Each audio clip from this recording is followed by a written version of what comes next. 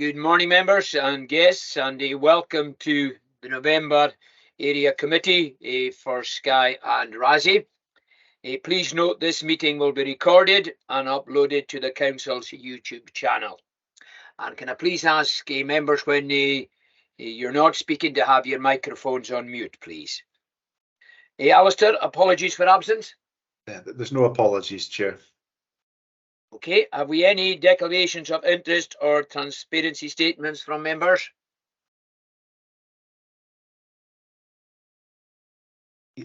Yeah, we have a couple, Chair, but I think the members will speak to it themselves. Okay, Councillor Miller.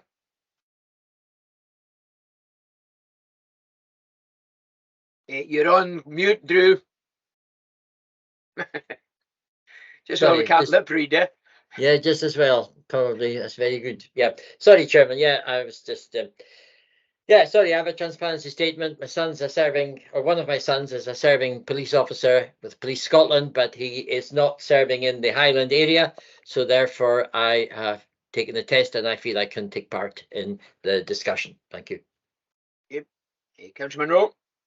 Thank you, Chair. Just in relation to item 6, I want to make a transparency statement as I have a family member employed in the school, which is part of that item, but I will remain in the meeting but not take part in that item. Okay, thank you. Item 3, members, you've got the minutes of our last area committee, and these are circulated for information, and the meeting was held on Monday, 14th August 2023. My members, I've got a request because of calendar clashes. With your approval, we're going to take item 10 first on the agenda. Are we happy to do that, members? Great. Okay, thank you. Okay, so the item 10 is related to the Islands Infrastructure Fund for 21-22, and it relates to the Slate motorhome facilities. And it's about repurposing of the funds because this project is not going to go ahead. However, we've got Fiona with us and Marianne with us. So Fiona, do you want to give us a wee summary, and then we're asked to agree the recommendation. So over to you, Fiona. Thanks, Chair, and morning, members. It's quite a brief summary I'll give. So, as the Chair has just advised, there was an award made from the initial fund, the Island Infrastructure Fund allocation that came to Highland Council to Raasay College for the Slate Motorhome project. And unfortunately, the college have advised us that at this time they're unable to take that project forward. So we now need to formally withdraw that grant offer from the college.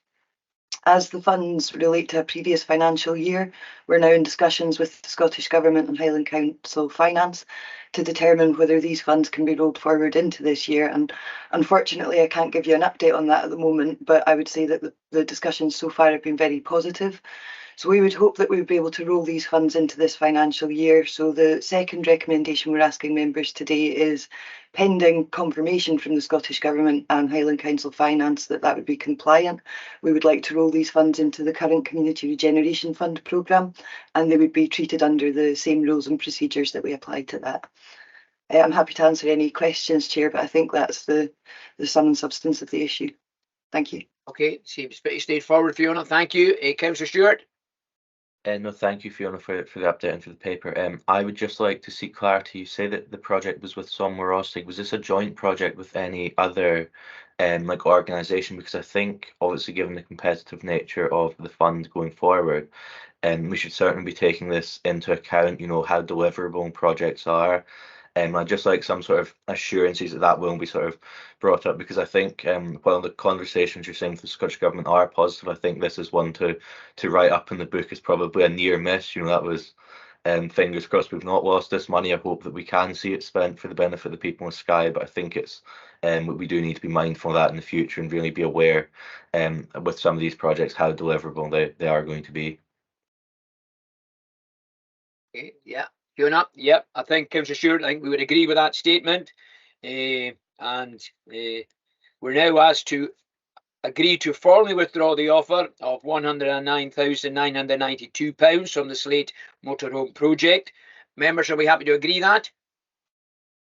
And Agreed. secondly, Agreed. Subject to agreement from Scottish Government and Highland Council, Corporate Finance agree that this money is rolled onto the 23-24 Community Regeneration Fund allocation for the Isle of Skye and Raasay and administered in line with the approved procedures for this fund. So and Fiona has indicated that discussions are ongoing, and we do know that our Community Regeneration Fund applications were oversubscribed, so this will be very welcome. So Fiona and Marianne, if you could keep us updated how discussions go with our Finance Department and the Scottish Government, that would be appreciated. Thank you, Chair, no problem. And thank you both again for attending and for all your ongoing hard work. We do appreciate it. Thank you. Okay, members, moving on to item 4, the Police Scotland Local Community Performance Report. I'm delighted to invite Inspector Alistair Mackenzie to our committee. I think this is your first one you've been at, Alistair, Ali, so we're delighted to see you here. Good to see a local man policing in Skye. So I'll just hand over to you, Ali, and you can talk to the report, and members will have questions thereafter. Thank you. Good morning, everybody. Yeah, I'm Inspector Ali Mackenzie, based in Portree. If it's okay, I'll just go at a glance with the report. I'll not bore you with the full details, but with regards road safety and road crime, overall road crime offences have increased by 23.3%, which is 96.6 more offences against the 5-year average, and increased by 3.2%, 16 more offences against the last year to date. Mobile telephone offences have increased by 25% against the 5-year average, and increased by 300%, which is 3 more offences against the last year to date. Failure to insure against third-party risk offences have increased by 20.5%, which is 9.2 more offences against the 5-year average.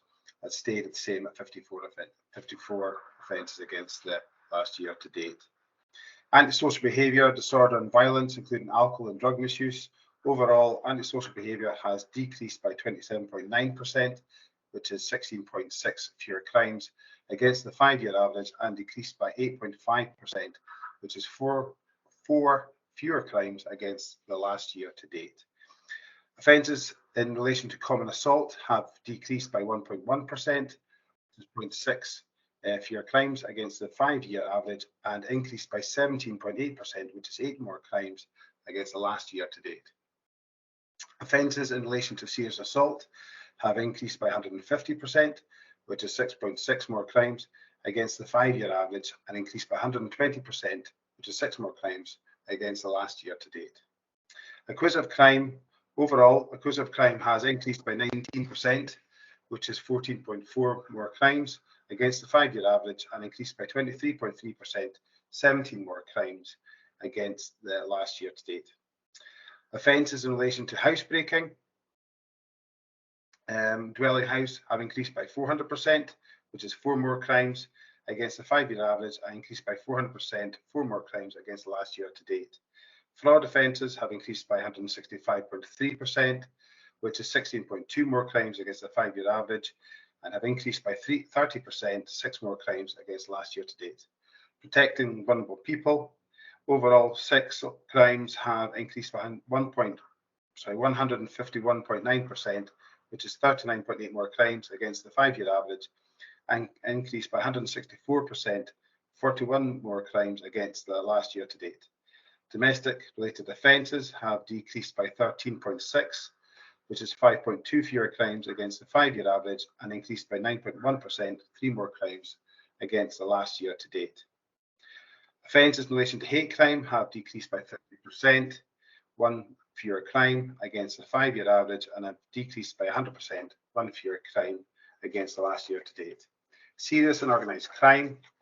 Over the last reporting year in the Skye and Raasay area, offences in relation to supply of drugs have decreased by 16.7%, which is 0.8 fewer crimes against the 5-year average, and decreased by 33.3%, 2 fewer crimes against the last year to date. And then finally, counter-terrorism and domestic extremism. There's a statement here from the local officer who's involved in counter-terrorism as a counter-terrorism liaison officer for N Division, and ensure areas have a local context liaison officer who is kept up to date on the latest development contest. Liaise with CT intelligence, CT security advisors and the Prevent Delivery Unit, as well as local area commanders to address any CT related matters in the area and provide support to the area command if required. So that's just a summary of that report for you. I'm now open for any questions.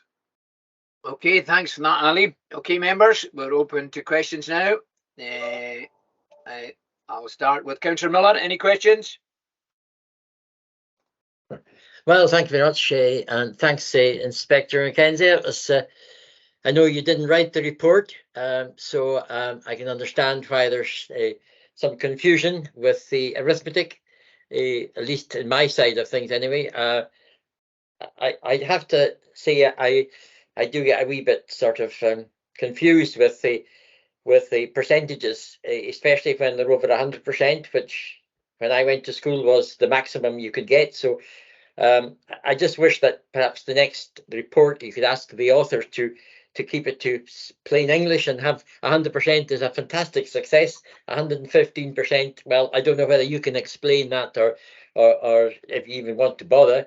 But I just a couple of probably points really. I noticed right at the start of the report it says that the Chief Inspector is pleased to report a decrease in drug possession offences, and yet when we go to meetings with the local organisation, the Alcohol and Drugs Forum, that the workers who are involved with, especially with youth work, are reporting huge amounts of drug taking. So I'm sort of looking at this report, and my first instinct is to say, well, there may be a decrease in possession offences, but it doesn't really address the problem that we're facing in Skye and Lahalsh, but certainly Skye, which we're concentrating today, I suppose. So I just wondered, maybe if you had any comments on that. And the other thing as well, this is obviously 8 months old. We know that there are well, this last summer especially, but I suppose I should concentrate on the year before, but there were, even the year before, huge amounts of accidents on the roads.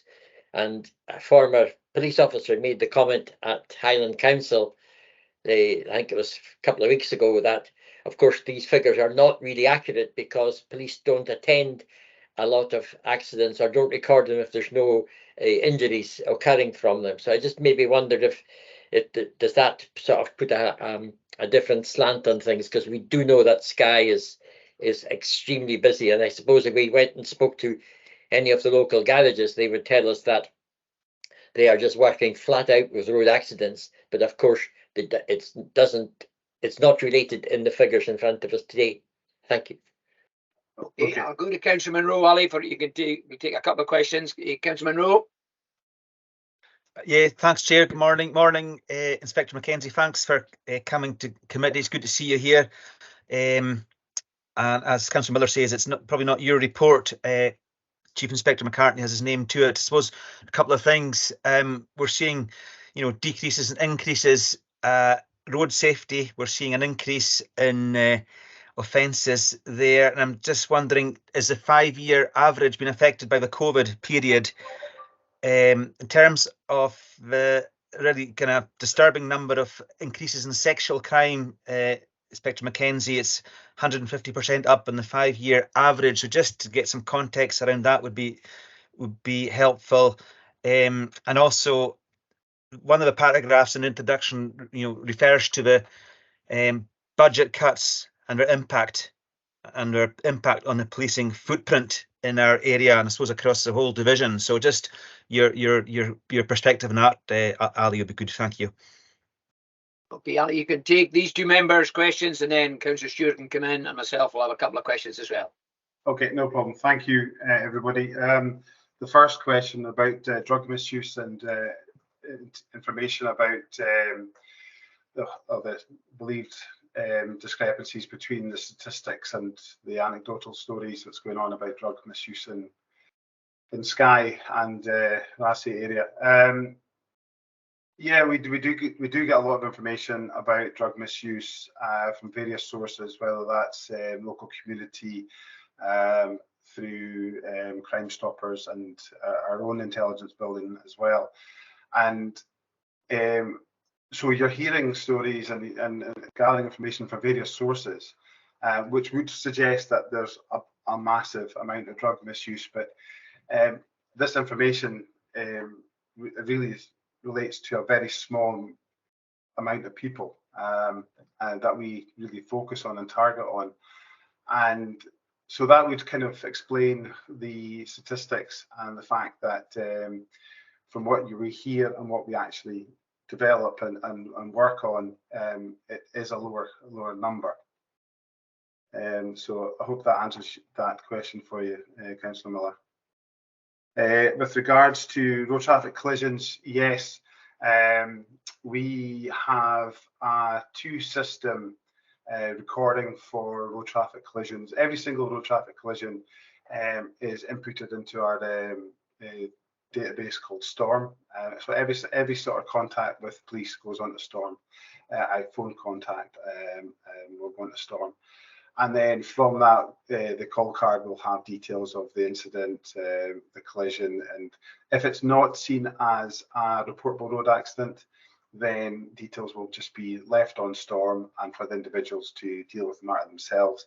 If there is a suspicion that it is a reportable road accident, i.e. there's a suspicion of another motoring offence or the foreign driver or a young driver, then police officers will attend, and if it's seen to be a collision that involves injury, then we put that onto a separate database, and that separate database is called Crash, and that's where the statistics that we have for today is then generated onto that. So yeah, there will be disparities between what we know of road accidents in the community compared to what's recorded, and we only record the more serious road accidents. But yes, there is certainly more accidents in the community than what is being put onto the paper here.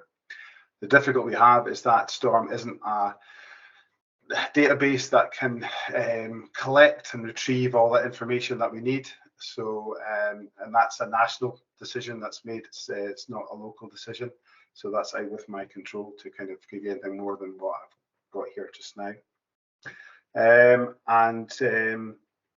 With regards to road safety offences and the COVID period, yes, we have had that increase in the amount of calls and the amount of interaction with the public will obviously generate more reportable offences compared to the time when there was no contact with the public. So that is just a natural thing that's happened across the whole country.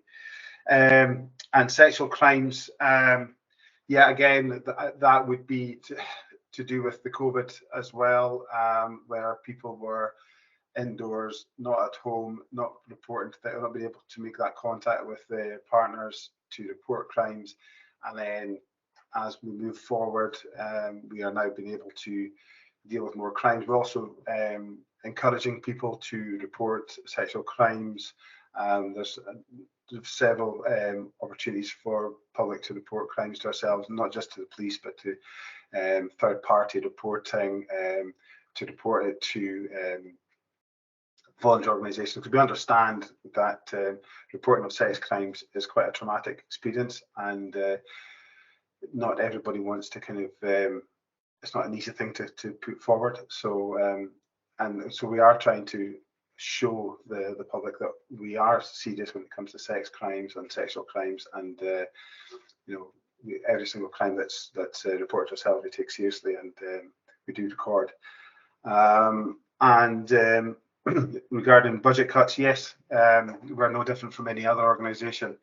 We have a set budget. We have to stick to that budget, and it does affect our policing. There's no going against that.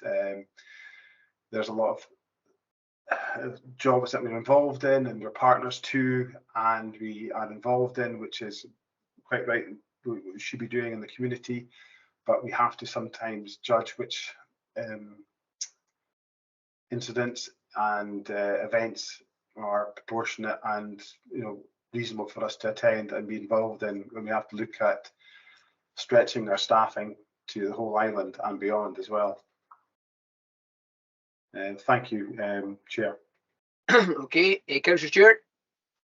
Thank you, Chair. I would just like to pick up on, I think Councillor Miller touched on this with the percentages in the report. When we're looking at the increase in serious assaults, that's obviously quite concerning. But when we look at just assault in general, the detection rate is about 77%.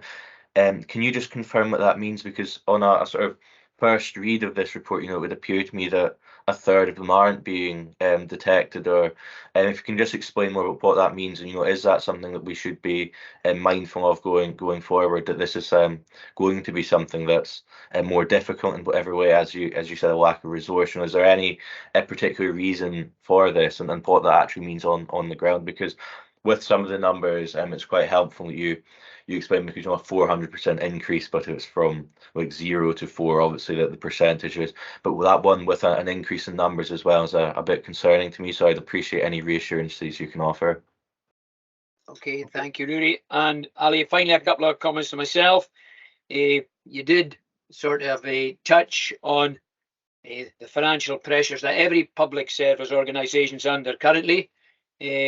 What does that really mean for us here in Skye and Raasay in terms of police numbers?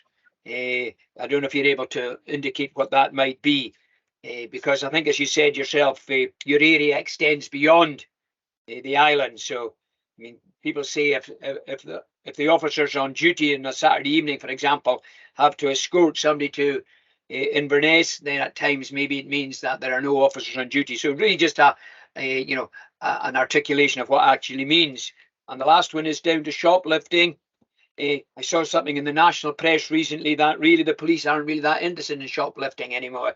So I don't know what the situation is in rural areas. Clearly the numbers wouldn't be so high, but I'm sure that if there's shoplifting taking part in a small rural store, that can have quite an impact.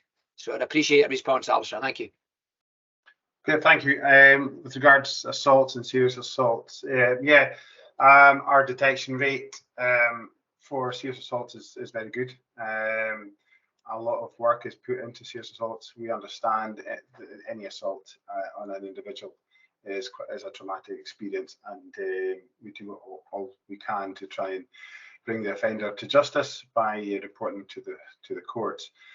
But there is occasions where we're not going to be able to find the culprit for it. That could be the case that it's a one-on-one incident that has no witnesses and there's no recording, and it does make things a bit difficult. There's changes in processes and how people are arrested and interviewed, and there's a lot of advice given to people who are in custody by lawyers, and that does influence on how we are able to provide evidence and prosecute people. But every single crime that we do investigate is taken seriously, and it is looked at, and although we do tell people that it's undetected, it doesn't mean that it's not, that we close it. If further evidence comes to light, and we use instance of social media assistance for the public, and if that generates something, then it reopens the crime. So it's so even for, going into the report here just now, there's a few crimes that are still ongoing. So they're still technically classed as undetected, but it's still a live crime. So that might skew some of the stats here. Regarding this police numbers on Skye, yes, we are affected like anyone else with numbers. Police Scotland as a whole has lost a fair number of officers, and we've had to, as a division, restructure and how we best use the resources that we've got, and that has also affected here on Skye. I have one sergeant based at Kyle. I have 3 sergeants based in Portree. I have officers in Portree, Kyle, Loch Carron, and again in Dunvegan. So we try and best use the resources that we've got.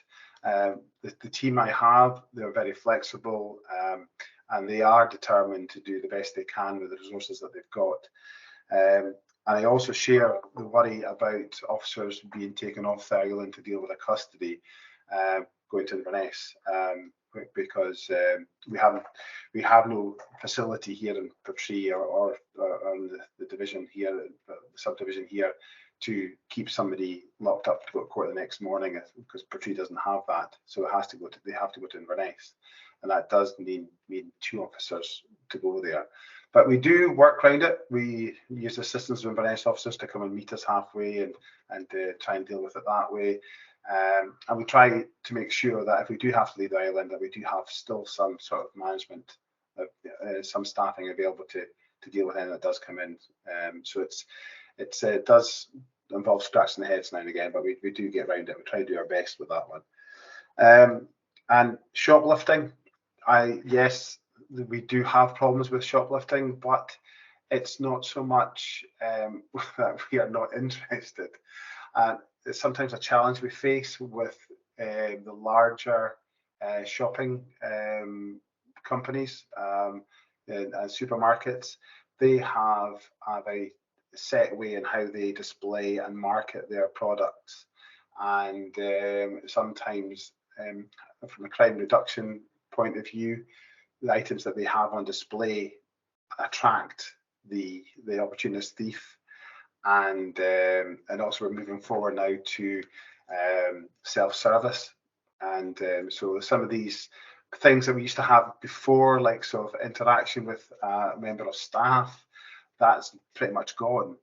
So that barrier of security is gone. So it's not that we are not doing our job. It's sometimes our job involves more of a challenge. So I hope that answers your questions. Yeah, thanks, Ali. I was certainly not implying that you weren't doing your job. It was just I was reading an article in the paper about how difficult it is.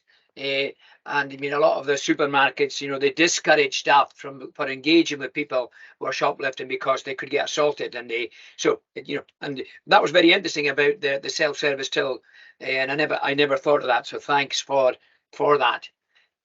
I think, Ali, that's all the questions from members. Can I thank you very much for coming to committee? I think it's great having a local officer present the report, because you've got that local intelligence and you understand our circumstances so much better. So hopefully we'll see you at future area committees, Ali, and thank you for your time. Not at all. Thank you very much, everybody. Okay, members, moving on. We're moving on to, we've got a presentation now about national parks in Scotland. And I'm sure members know there is a plan to create at least one new national park. And currently areas which might wish to be involved are submitting expressions of interest. At this stage, and in the back of communications from local residents, Skye and Raasay is considering making an application. And today we've asked representatives from the new National Parks team in the Scottish Government to attend our area committee to provide an update and also to indicate what needs done, so any application from Skye and Raasay can be moved forward. So to this end, I'm delighted to welcome Jenny Gibbons from the Scottish Government to our meeting. And Jenny will give us an update on some of the things I've just mentioned and maybe articulate the things that she's going to cover. And Jenny's also got other members from the Scottish Government team and people from Lateral North online today. So Jenny, I'm going to hand over to you so you can also introduce the other representatives that are here. So over to you, Jenny. Thank you very much, Chair. Good morning, councillors, and thank you very much for inviting us to attend your committee meeting this morning. We're delighted to do so. So yes, I'm Jenny Gibbons. I'm the team leader for the new National Parks team within Scottish Government. And I'm joined by my colleagues Nick Breslin and Tarek Nabi from our small team within the Directorate of Environment and Forestry in Scottish Government. And I will just plan to run through, I've got 6 slides to run through with you this morning, which will give a bit of an overview of the process and the timeline for new national park nominations. And then very happy to try to answer any questions at the end, if that's okay. I will also introduce our colleagues from Lateral North shortly, who I'm delighted are able to join the call also.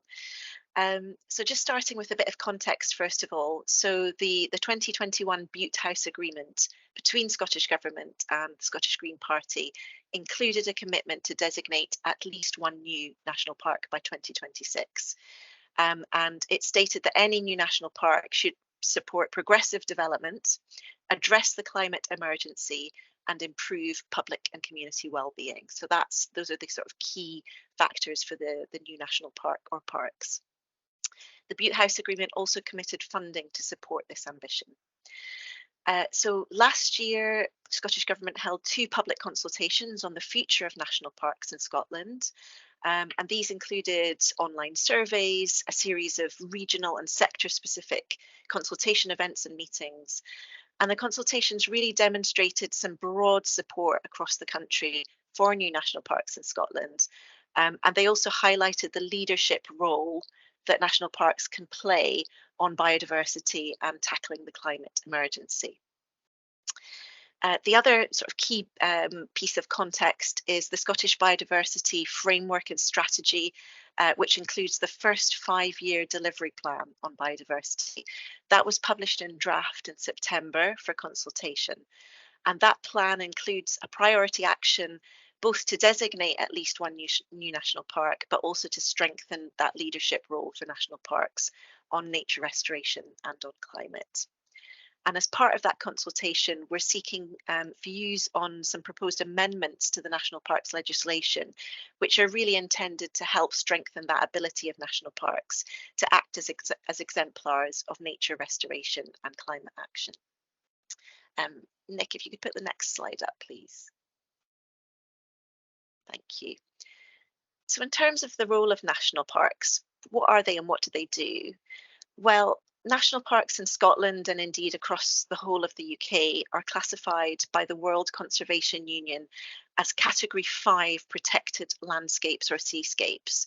So this means they're areas that have a distinct character and they have significant ecological, biological, cultural and scenic value, which should be safeguarded through a balanced interaction between people and nature.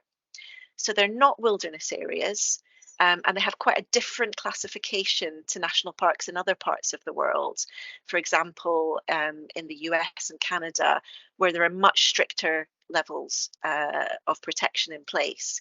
Whereas our national parks, they allow and support sustainable land use. So that could be everything from agriculture and forestry to other types of economic development. So in order to achieve this balanced approach and balanced interaction between people and nature, Scotland's national parks have 4 statutory aims that are set out in the legislation, and those are included on the slide that you can see. And the role and purpose of a national park authority is to coordinate the collective delivery of these 4 aims, as well as any other functions and duties that are conferred upon them. National park authorities also are required to prepare a 5-year management plan. And this really sets out how all of the public, voluntary and private organisations within the park area will work together to achieve positive outcomes for nature and climate, for visitor management, and for social and economic development. And national park authorities receive grant and aid funding from Scottish Government, but they also draw in other forms of investment into their areas. And the powers and functions of a national park authority depend very much on the individual circumstances of the area that wants to become a national park. And this is something that is explored in quite a lot of detail at the reporter stage, and I'll come on to that in a few minutes. So the legislation is very flexible in that regard. And one example of that flexibility is around planning powers. So the 2 current national parks that we have, Loch Lomond and Trossachs National Park Authority is responsible for deciding all of the planning applications in the national park area. Whereas it's quite a different approach in the Cairngorms, where the authority calls in and decides applications which are particularly big or important for the national park area. It's also possible for no planning functions to be conferred on the national park. If you could go to the next slide, please, Nick. So moving to the nomination process and timeline. So on the 12th of October, the Minister, Lorna Slater, she launched the nomination process for new national parks. And communities and organisations, as you've said, Chair, are invited to develop and submit nominations for their area to be considered for designation as Scotland's next national park. All areas of Scotland are eligible to submit nominations. And to support the nomination process, we have published detailed guidance on the Scottish Government website. And we've included as part of that a standard form which should be used by any group wishing to submit a nomination. The deadline for nominations to be submitted to government is the 29th of February next year. And this, unfortunately, is a very hard deadline that cannot be extended, simply because of the time that's required for the next stages in the process, which I'll explain. So once that deadline has passed, all of the nominations received will be appraised. And based on the outcome of that appraisal process, ministers will then decide on the location of the proposed new national park or parks. And we would expect a ministerial decision by next summer. And as part of that, we would expect that ministers will then commission a statutory report or investigation into that area. And I'll explain a bit more about that on the next slide. So following the report or investigation, ministers would receive a detailed report on that national park proposal or proposals by spring 2025. And then on the basis of a positive report, draft legislation would then be brought forward to designate at least one new national park by 2026. But that would, of course, be subject to parliamentary approval. Next slide, please, Nick. So just to explain a little bit more about the reporter process. So the National Parks legislation sets out the process in quite a lot of detail. And this is the process by which Scottish ministers can request that Nature Scot or another relevant body gives thorough consideration to a national park proposal and prepares a report on it. So this report or investigation is likely to look into the proposed area, the boundaries, the powers and functions that the national park should exercise, the governance of the park authority, the likely annual costs and capital expenses. It involves, again, consultation, a large amount of consultation and engagement with local communities, with any local authorities that are involved, and other interested parties. It's a really essential part of that process, both to develop a draft proposal and then to consult widely on that proposal. And based on the results of that consultation, the report for ministers is then finalised. That process takes about 9 months from start to finish. And when ministers receive that report, they will publish it and lay it before Parliament as well. And in terms of the sort of success criteria for the report or investigation, the report should include clear proposals that can form the basis of the secondary legislation, the designation order. It should reflect broad and deep local engagement, and ideally reflect a co-design process with local stakeholders and interests. And finally, it can begin to explore some of the opportunities, challenges, and project ideas for the future national park. And on the basis of the proposals in the report, ministers can then decide to bring forward a draft designation order and begin that process of further consultation and parliamentary scrutiny. Next slide, please, Nick. So moving on now to the criteria for new national parks and the appraisal framework.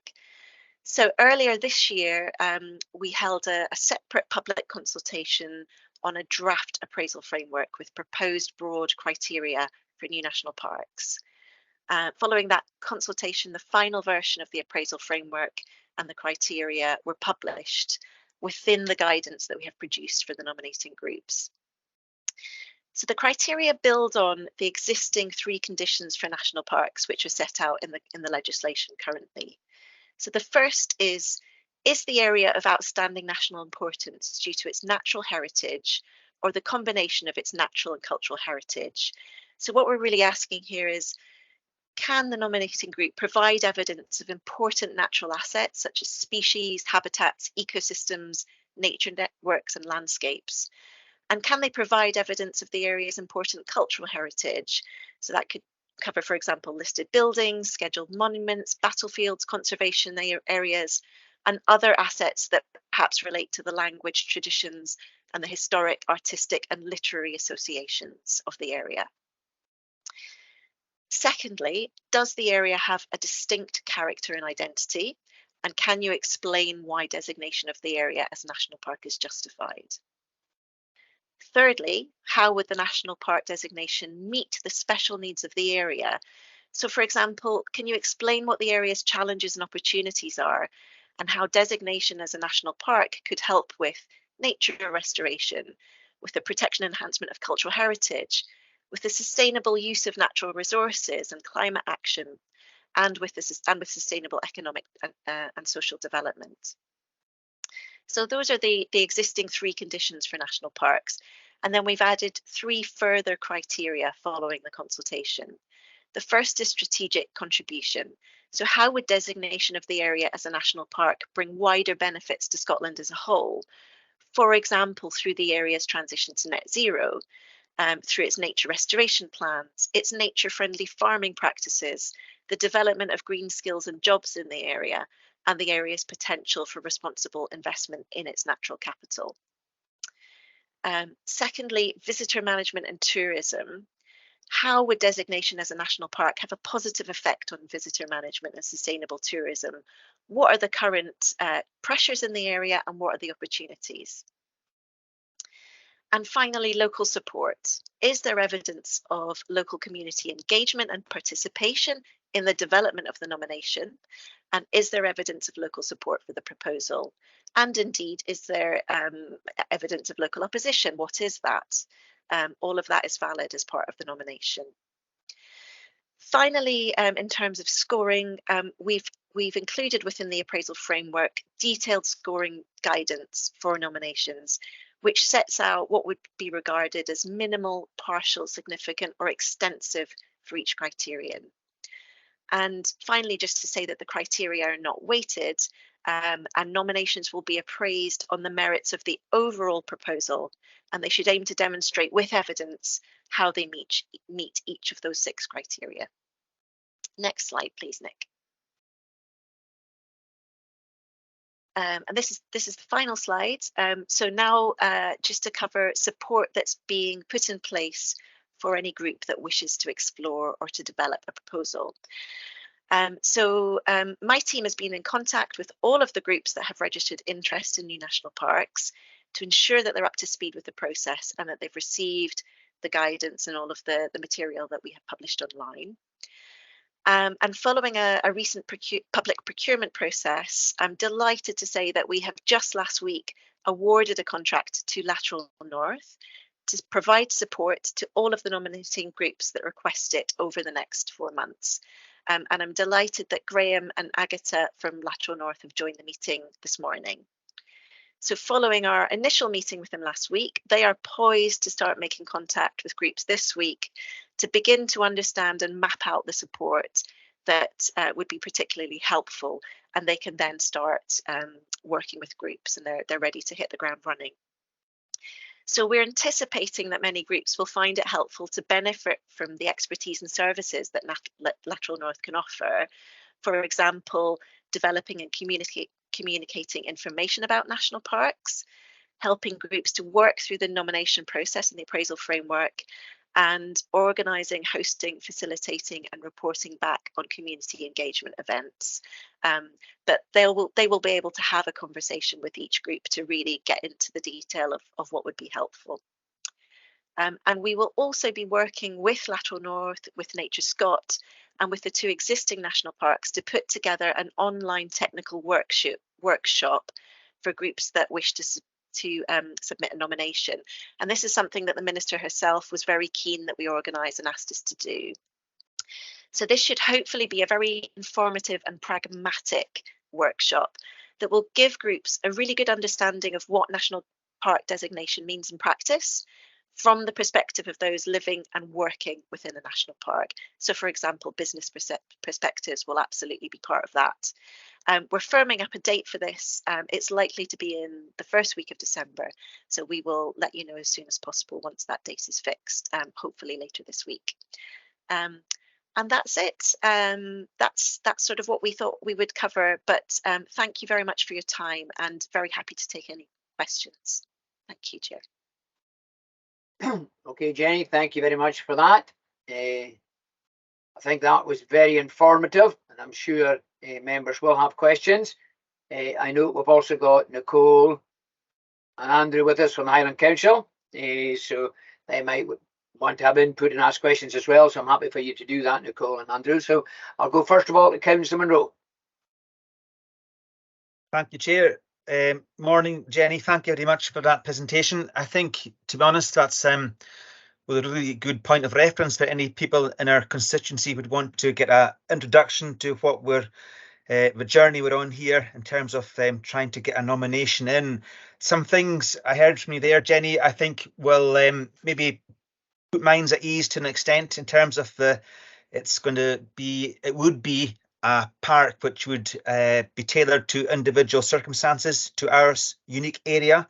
There'll be flexibility in it.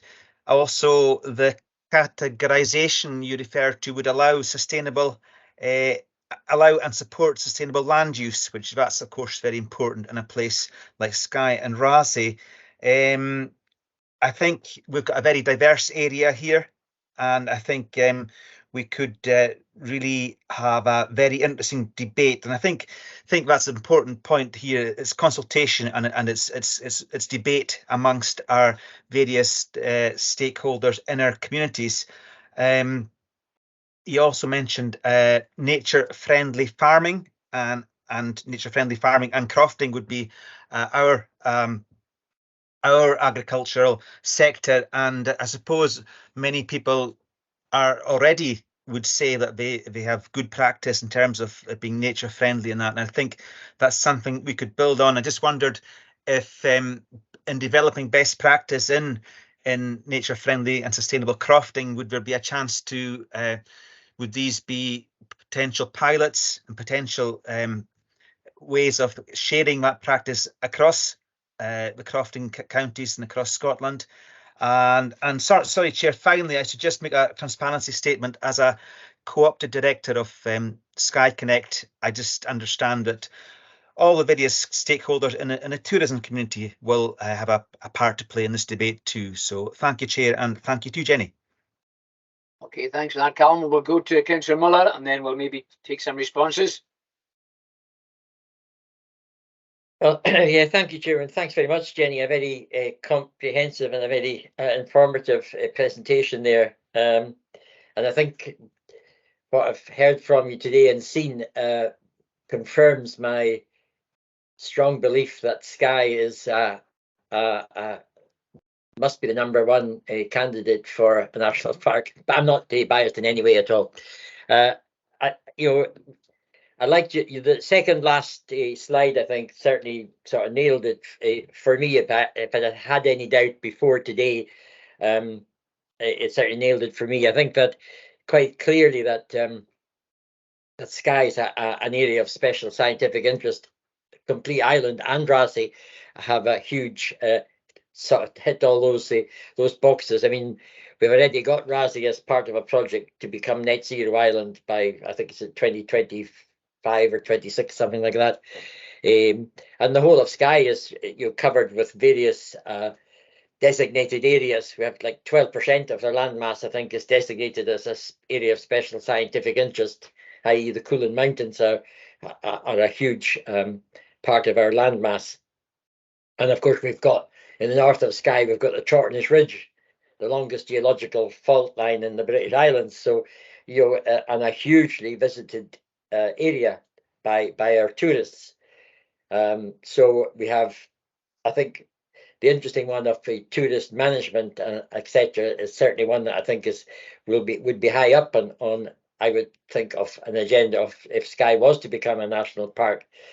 And Councillor Munro has already mentioned about the crofting and part of our cultural heritage. So again, that's something that would be, I think, hugely significant. I think also one of our main, I think, and you may have some thoughts on this, but the natural boundary of Ward 10, which includes lots of islands, but Raasay, Skye and Raasay in particular, but also the island of Rona and the island of Flada and other little uninhabited islands round about. I think, does that not give a clear sort of boundary? Because you mentioned that in one of your slides there. Also encouraged that you have appointed Lateral North, who have a lot of experience working in this part of the world. And I would hope that maybe, I know that in between our first meeting this morning and today, I've certainly, I think we all received an email from Lateral North making the first contact with us. So that's been welcome as well. So I think, yeah, I think that your presentation was really certainly very encouraging, and welcome the way forward. I don't really have any questions because we've spoken twice before, but I just we hope that we can progress this to at least to submitting an official sort of application and take it from there. But thank you again very much for today. Thanks, Chairman.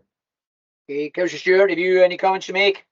Yes, no, thank you, Chair. I'd just like to say what a lot of what Drew was saying actually is very rings very true with myself, and I think looking at Skye as an area, it does tick a lot of the boxes, and I think this is an exciting opportunity going forward. But Callum touched on it, the crofting element of it. I think that's that's an opportunity for our communities, but it's also a journey, and I think that's something where the consultation process is quite exciting with this new national park. It seems to be quite open. It seems to be quite a blank canvas in a way to make sure that it fits the needs of our community. And I think going into the consultation process, that's going to be really important to make sure that we get the best deal for Skye and the best deal for our communities when we're putting this bid forward. But no, it's a very clear presentation. I think it does present a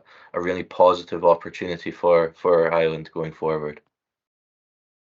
Okay, Jenny, I'll maybe make a couple of points. So you indicated that the Scottish Government intend to agree at least one new national park, but that would suggest that it might be more than one. So it'll be interesting to see what your thoughts are around that. I think all the members who have spoken have clearly indicated that they're very supportive of this, and I certainly am not saying I'm not supportive, but I think what's really important here is understanding how the wider communities feel about it. And clearly that's what the Lateral North will help us with. So it'll be quite interesting to find out what kind of wider community engagement might Lateral North envisage needs to happen. Because I think, as was pointed out, Skye, Raasay and all the other islands, we're quite a diverse community, although we're very clearly a singular community as well in terms of boundaries. So it'll be quite interesting to know how that engagement takes place. And I think that's really critical to the whole process. We might think it's a great idea, but we've really got to make sure that the people of Skye and the wider communities also think the same, because we would never want to be accused of being autocratic. And not that I've been accused of that previously in any way either. So it might also be interesting to hear maybe from Highland Council officers once you've maybe answered the points that have been raised, Jenny. Thank you very much, Chair. Thank you, councillors, for those points. Yes, really encouraging to hear the level of support. We're very excited by this process, and it will be really interesting to see nominations as they're developing. Absolutely understand the point about the importance of crofting in your area, and that is certainly something that if you've got particular ideas about or particular thoughts that you would like us to explore further with colleagues in Scottish Government, we're very happy to do that. We can have a conversation about that. Similarly with tourism and visitor management. In terms of your question, Chair, about the commitment to designate at least one national park. It's difficult to answer what will happen, because we don't have the crystal ball to sort of see what comes forward and what comes out of the appraisal process. I can tell you that the minister is very, very clear that she will look at the nominations that are put forward, and the strength within which they respond to the criteria, and ultimately it is going to be a decision for ministers. It's going to be a very exciting and probably quite difficult decision for them. So it's difficult to know at this stage whether there will be more than one park proposal that goes forward, but it's certainly a possibility. And in terms of that really important engagement work that you spoke about, yes, I would just encourage you to start having a discussion about that with Lateral North. Lateral North will have a range of ideas about ways within which to engage your local community and different parts of that community, and they are well equipped to be able to take forward some of the activities, be it surveys, be it communications through social media and other means, or be it organising actual in-person events, community engagement events, citizen assembly type events, or indeed a mixture of all of those things. They can explore that with you and start to develop a plan for that. I hope that's covered all of the points that were raised, but come back to me if not. Okay, thank you very much. Nicole, anything you want to add? Nothing really too much, actually, because I think it's been a really good summary of where the whole process is at and the various criteria. I think the main thing is really around that engagement. And I think, Jenny, it's been really interesting to hear that, there's a period of time, which I have a little concern about in terms of the length of time, because it falls within the Christmas period. And I think we need to be clear about that in terms of setting expectations for communities and how much engagement can be undertaken. Obviously, quite a lot can be, but it's really good to hear that following on from that submission, and if Skye or whoever is successful, there is the next stage, which is that in-depth consultation, again, with communities, really testing that level of support. So I think that's heartening, I think, for anyone listening today and for members at the table. So thank you. Okay, and final comment from Councillor Miller. I doubt if I'll have the final comment, but you've still to come after me. But I'm sure you've gathered by now, Jenny, that I'm really quite excited about the whole thing, and I've actually taken on myself to speak to one or two of the local island trusts, and so far everyone I've spoken to seems to be very enthusiastic about it, and they've taken I understand they've taken it to their various boards to think about, and had a conversation just the other day there with a trust from towards the south end of the island, and just overwhelming support for it. So I think if we can get the consultation process right, which is very important, as everybody else has said, I think that that's the crucial thing about it. But at the moment, I think the people I've spoken to in the various parts of the island, and I intend to take it on myself to speak to some more as well. But I think I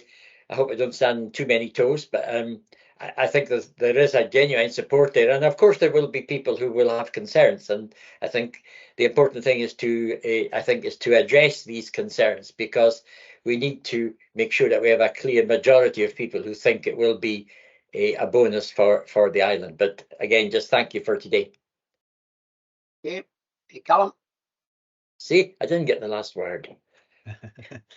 Thanks for letting me back in, Chair. Just a thought, building on Councillor Miller's comments here. I mean, in the next few weeks, we've got new community councils forming. We're going to be meeting dozens of people in our councillor roles. It would be really useful.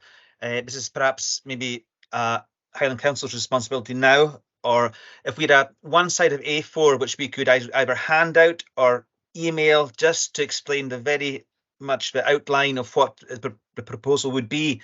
And that's something we could probably get a maximum effect to get round our communities too, if we had something a leaflet basically, which would just outline what this journey is going to be timescales, and then that would be just a useful thing for us to have. Thanks. Okay. I think, Jenny, if you share the presentation that you've given us, I mean, that effectively, I think, would cover it off, and it should be easy enough to edit and produce some sort of leaflet from the information that's contained in that. Certainly, that would be my suggestion. I'll get the last word. I would agree with that. And I'd agree with Councillor Miller.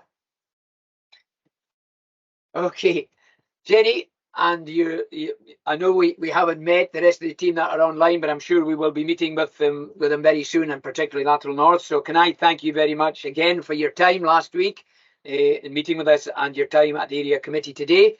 I mean, this area committee is recorded, so we can now refer members of the public who ask us about what the plan is. We can refer them to the YouTube channel so they can see the discussions that have taken place. And my very final word would be that I think what's really important is that members of the public and communities don't try and compare what might happen in Skye and Raasay with what's already in place in other national parks in Scotland. Because I think, as you've articulated, there is a flexibility, there is an opportunity to almost design your own kind of a national park within the criteria that are set down, so that it does reflect the individual nature of the area we live in. Okay, thank you very much, Jenny, and thank you very much the rest of the Jenny's team on Lateral North, and good to see Highland Council officers as well. Thank you, bye.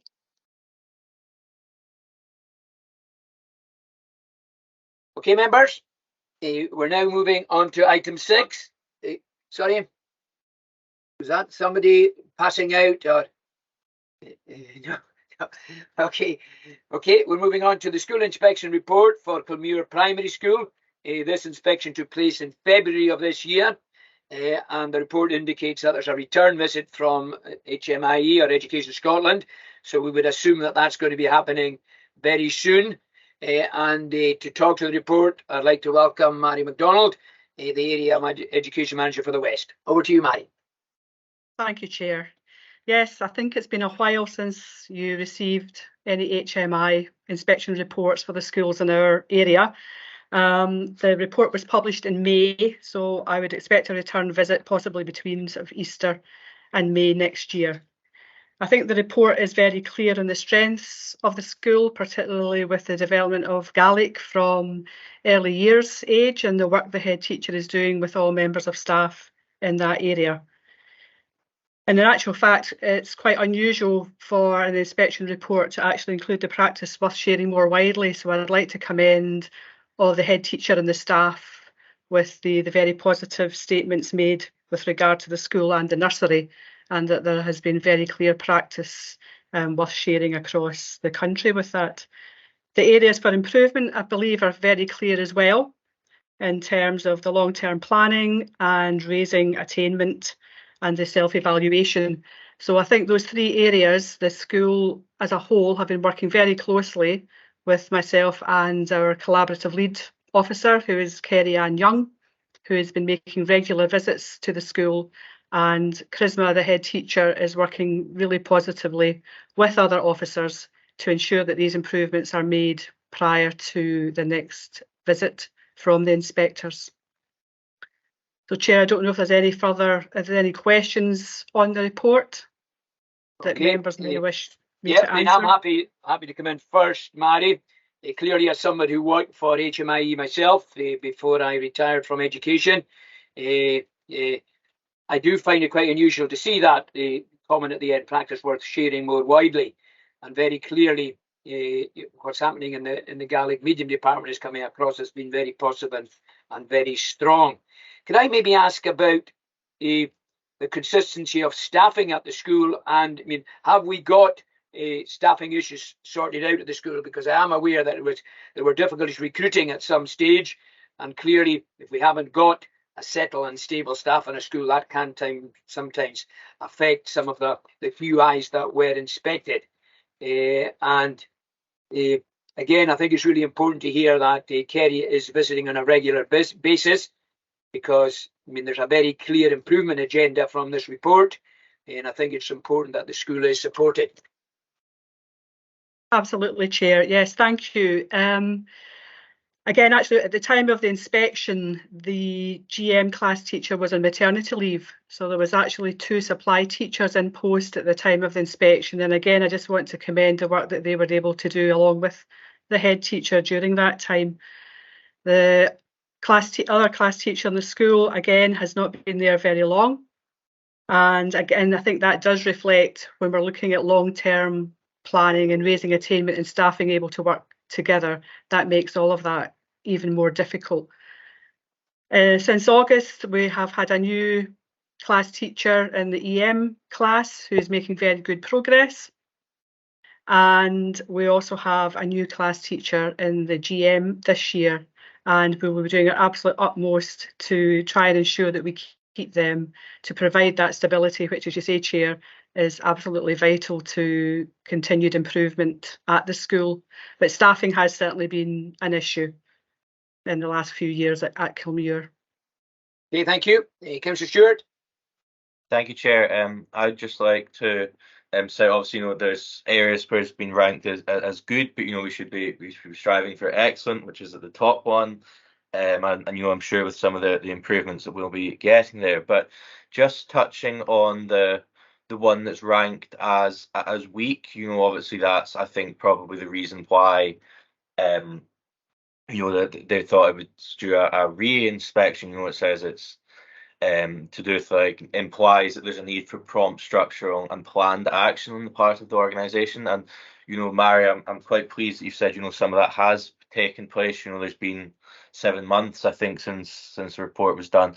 I'm just wondering how confident are you really that when the inspectors return to the school that we'll see that sort of improvement, we'll see those actions have made a tangible difference. It's obviously 7 months into the period's quite a long time now, so it'd be good to hear a bit more. I see from the report that there's been these sort of holistic changes, but a bit more depth and detail in what's actually happened on the ground and how confident we are that the positive picture that there is in the school now is obviously a lot more than it was 7 months ago. Okay, thanks, absolutely. Yeah. I'll maybe take Drew and Mary, and then you can answer. That's fine. Drew. Yes, thank you, Chair. And Rory. Drew. Yeah, just thanks, Mary. Just on that one that Councillor Stewart raised there about the one that's week 2.3, learning, teaching, assessment. I mean, is that, in your opinion, is that because is one of the reasons perhaps for that being weak is because of the trouble with the staff? And I know that Kilmuir for a long time, I mean, even 7 or 8 years ago, the parents were sort of concerned that there was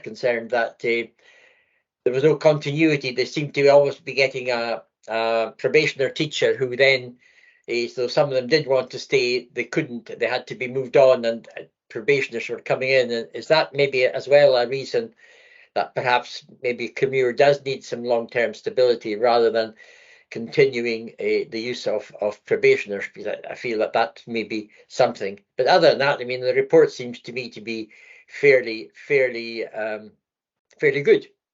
Thank you. Thank you, Councillor. Yes, well, in terms of probationer teachers with the composite classes there now, it would actually preclude any probationer being placed at the school. So at least we know that moving forward. When you have, for example, an EM 1 to 7, a probationer would not be placed in a class of that structure.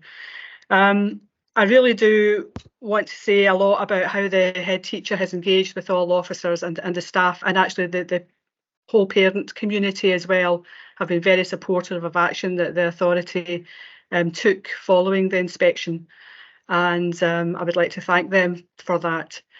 The head teacher she's working very, very closely with myself and Kerry Young, the collaborative lead officer, and the staff as well, having regular meetings, looking at their self-evaluation, looking at planning documents across the school. And I know for a fact that there's improvements that are being made. And I would be confident, Councillor Stewart, that when the inspectors return this session later in the year, that they'll see enough progress has been made and have confidence in the head teacher quite often it comes down to that as well, that you have confidence in the leadership of the school to continue to make the improvements that are required. But I agree that it's absolutely vital that we keep the staffing as it is at the moment. And in actual fact, I've got further meetings this week just to try and give reassurance to the head teacher about that as well, Chair. So I could maybe give you an update following meetings this week with regard to that, because it is crucial. But the whole school community have very much come together and want to make those improvements, and I think it's been great to see, but not just within Kilmuir, but I think across the cluster, staff at staffing as well have also given a lot of support, and we also have a principal teacher for the cluster in place now since the report, which will support the head teacher in management and allow her to give even greater focus at Kilmuir, with the principal teacher being based in Staffin. So I hope that also allows the head teacher and the cluster schools to feel that they're being well supported in making the improvements. Okay, thanks, Mary. I think that's really crucial, that there is the management support, not just for the school, but also for the head teacher. And in terms of the return visit, I'm assuming that it'll be an inspection again. So will all the QIs that were evaluated be re-evaluated, or just the ones that were maybe as strong as we would have liked? I would imagine that it will be the QIs in relation to the school, the nursery, but goods across the board. So I think the focus will be very much on the improvements made in the school on the next visit. Okay, Mary, thank you very much, and I'm sure you'll bring back an update after the next inspection, and I'm sure members will be keen to see that the direction of travel you've outlined is going to bear fruit, and I'm sure we'll hear from you probably sometime next year. That's great. Okay, thank you very much, Chair. Thank you. Okay, thank you very much. Bye. Okay, members, we're moving on to agenda item number 7, and I'm delighted to welcome Alan Gunn to committee. Alan's the Executive Chief Officer for Community and Places, and he's going to provide us with an update on the store. Before he does that, can I thank Alan and Amy and Matt and all the officer team for the work they've done with members and with communities in Skye over the last few years to move forward all the developments that we're seeing at the store.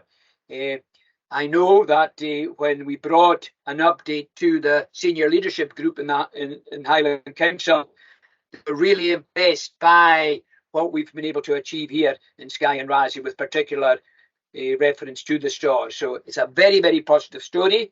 It's a story that's going to continue to grow, but we're now going to get an update from Alan, and then we'll get questions from members. Over to you, Alan. Thank you, Chair, and thank you, members. And absolutely, it's been very much a team effort. And I think if I return the compliment, Chair, to your good selves as members, it's genuinely been a pleasure working with everybody within this project, and look forward to the successes that we're going to deliver in the coming months and years. So if I may just give a brief introduction to the report, Chair. So members, you'll see in terms of visitor demand for the store, for the end of September, it's 238,000 visitors, which is the highest that we have. Just to give a comparison, that estimated outturn is probably going to give us something like maybe 260, 270. The Highland Wildlife Park will get about 150, 160,000 visitors.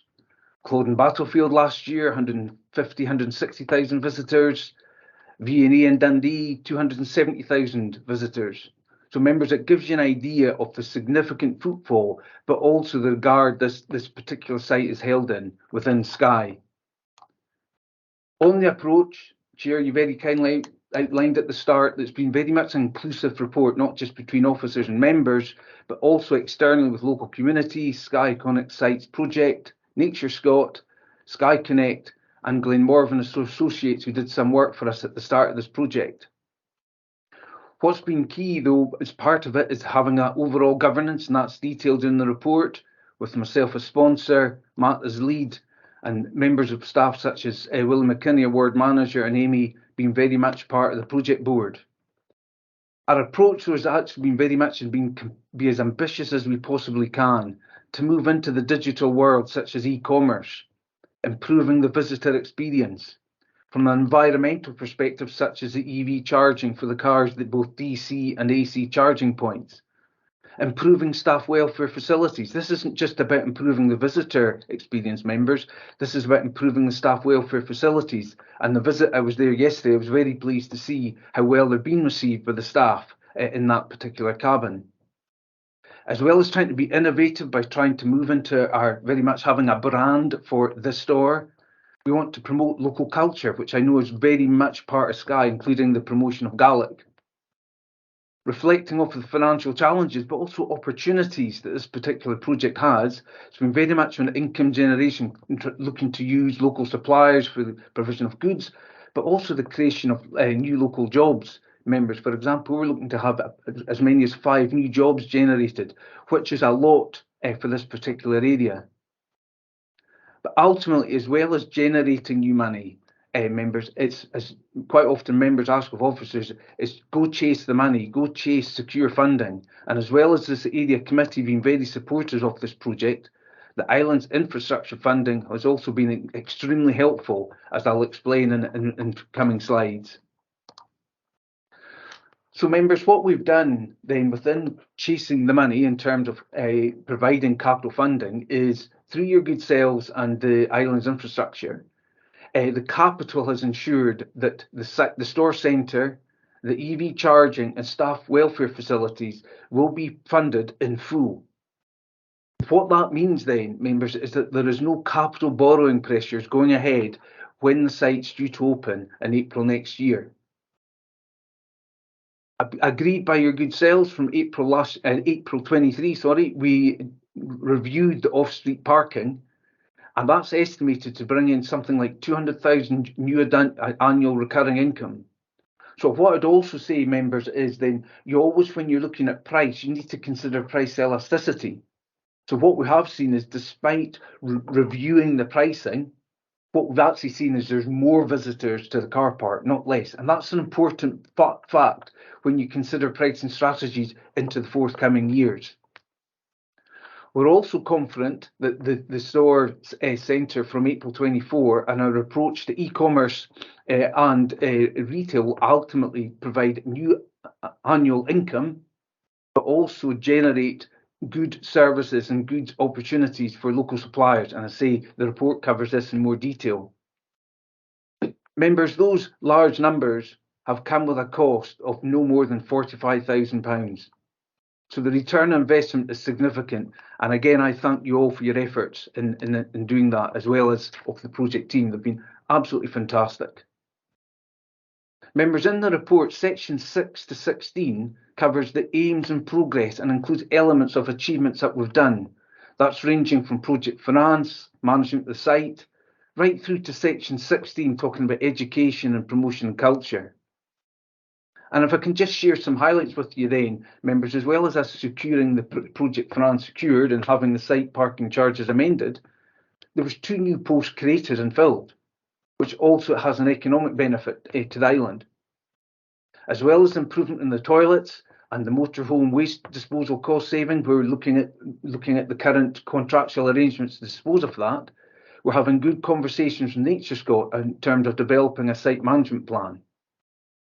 We've installed interpretation panels, as I say, I was there last week, and they read really, really well and very well located. The EV charging, what's really particularly important is you've both got AC, alternate current, and DC direct current, which charges a lot quicker. And as a number of cars and EV cars on the road become more and more prevalent, the DC charging, where you can charge a car from 0 to 80% in about 25 minutes, will become ever more important. So we're kind of future-proofing the service delivery model, not just for April 24, but beyond.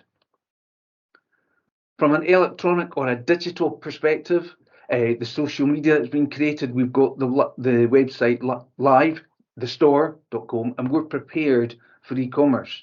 Members, we're ready, as I would say, we're ready to rock and roll in some of this. That's enabled by having our branding and logo created. And just to give you an idea in terms of the attention and awareness of the work that we're doing at the store, is looking at the data analytics from the digitisation, is there's been over 200 hits from people based in America. And the site, in terms of the store centre, hasn't even opened yet. So there's real interest in this, members, and we have planning permission for the centre.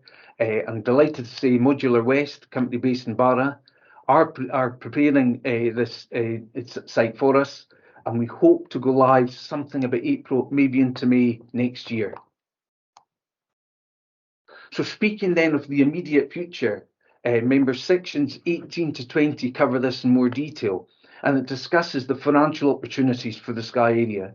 It also ties in with linking it to the community wealth building for the council that was approved in June 23, and this is a real tick box, I have to say. But I think it's also that our overall approach to retail and e-commerce. Members, I think the reality is working in partnership, having sites there with no capital overhead, i.e. fully funded, you're minimising and mitigating the risk that this new venture provides for us. And as I say, I compliment everybody involved for what they've done.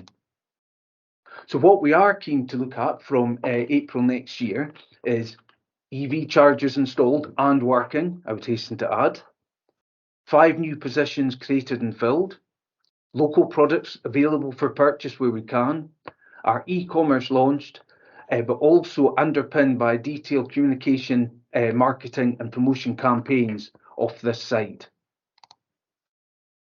But what can we do then beyond April 24? Members, you can envision having the store centre up and running, EV charging beyond that. This is discussed in sections 23 to 24, 22 to 24, members, digital parking, weddings and guiding walks. And these are just some examples where we're looking to develop existing services already there, including guided walks. Now, what we have done, members, and when we're trying to work out costings, etc., we have to have estimates in our forecasts. So, for instance, we have soon something as low as 5 to a guided walk. But members, those numbers can be more than that. It can be 10, 12 and whatever. And that will also then would also increase the income generated. So we have tried to be as prudent as we can, but also ambitious, try to get that balance right. So post April 24, members, what will success look like? And the income generated is not insignificant. Members, from electrical EV charging right through to the store centre itself. But if I can summarise some of the expected benefits from this, members, it's continued increase in car parking for the Skye area and the council, income generation from e-commerce, income generation for the ward and for the island, increase awareness of local suppliers and business for local suppliers, increase awareness of the store, cover running costs in terms of increased usage, management of the site that increased visitors have, local employment opportunities, increasing the length of stay in Skye. It was a pleasure to go round and see other nearby sites such as Kilt Rock and Carran. Absolutely fantastic. But ultimately as well, in this day and age of climate change, it's promote sustainability, and there's various ways we can do that. So members, in support of the Isle of Skye Raasay future plan, there is a commitment to identify further developments for the site.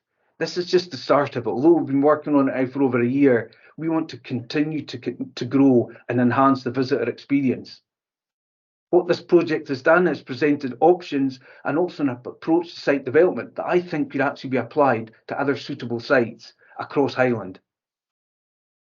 Members, a final project report will go to the store board, for which I sponsor, and to the Skye and Raasay Area Committee due 2024, when the site will move to business as usual. But hopefully reassure you is that there is significant opportunities that we've achieved and we're going to achieve with your help. So members, to finish, the recommendations can be found at section 2. And myself, Willie, Matt, Amy, in this meeting today, I'm more than happy to take any questions. Thank you for your time. Okay, Alan, thank you very much for that comprehensive summary. I'm going to come in first because I've been here since the beginning. And I think you've alluded to the fact that I was thinking about t-shirts and merchandise, and because officers were willing to engage with me and previous members, this whole project has moved forward. But it's not just moved forward a pace, it's moved forward in a very strategic and disciplined way. And again, I thank the officers. Now, I forgot to thank Willie, because Willie's always an unsung hero. So Willie, I did not omit you on purpose because I know how important you've been in this whole project in terms of your local knowledge and in terms of the unassuming way you go about things. So I'm going to mention Willie as well. Numbers up to 270,000, I think it's probably more, because when you and I were at the store the other day along with Amy Allen, you can see going past the counter, and I know there's a formula to maybe try and more accurately account for the numbers, but I think the numbers are probably nearer 300. I think what's again important is that what we're doing at the store is covering so many issues that we have on Skye, and particularly at this site in terms of tourism. So we're managing tourists, we're supporting the environment, we're involving the community, we're looking at the culture, and we've done it effectively for £45,000 because we've got no capital cost. So that's a massive success.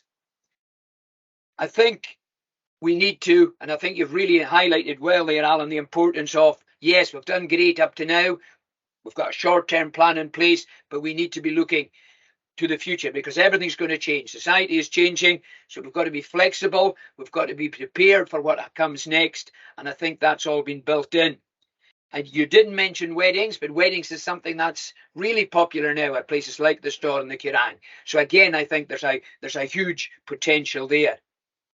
For me, everything that we're doing at the store, everything we've done at the store, everything that we're looking to do in the future, the important aspect for me is the management of the whole site. And that's why it's really important that we get security around the income generation staying on the island to support the project itself.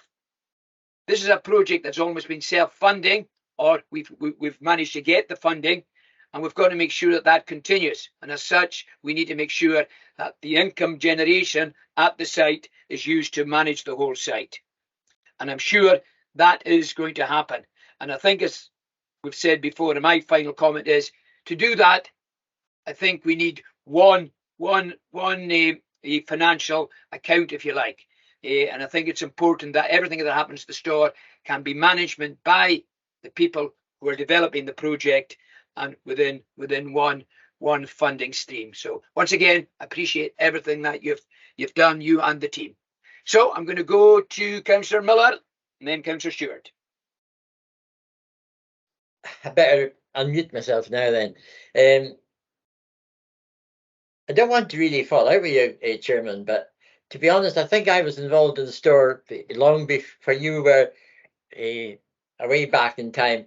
I remember I think it was probably district council days, and then into the start of the Highland Council when the store was seen as an area to be developed and to be part of the council property. So I think I'm maybe just slightly ahead of you there by 20 odd years. But anyway, so that's my only disagreement with you today. I think it's fantastic the work that's been done there, and it's certainly far more than I ever envisaged happening at the store, to be honest. And it's good. I think that we had obviously in touch with Amy and with Matt over the last 14-15 months since I've come back on the council. But I think that the work that's been done by the whole team is, as you've said, is just fantastic. One, I think, problem we have with the visitor numbers is how do we protect the environment? Because it's become so popular that the people coming to see it are causing the damage. And there's a huge amount of work. I know there's a huge amount of work being done with the paths and that. But it comes down to, I suppose, to the visitor management. And we had a previous item there, we're talking about the national park. And if we ever became a national park, visitor management is one of the key objectives for that. So we need to protect the environment while encouraging as many people to come here. And I think the idea of the guided walks is fantastic because that will control, to a certain extent, the people as they're going up there. So we need to develop that. But also even supporting the local business who's like 100 yards along the road, in fact, almost opposite the main entrance to the now car park.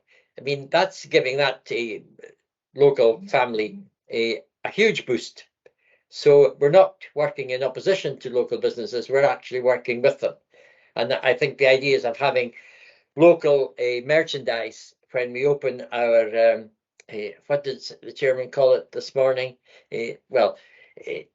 Opening a facility, shall we say, not only for people can get shelter or get married or whatever, but they can also look at maybe purchasing local produce as well from local artists, etc. So I think it's just a fantastic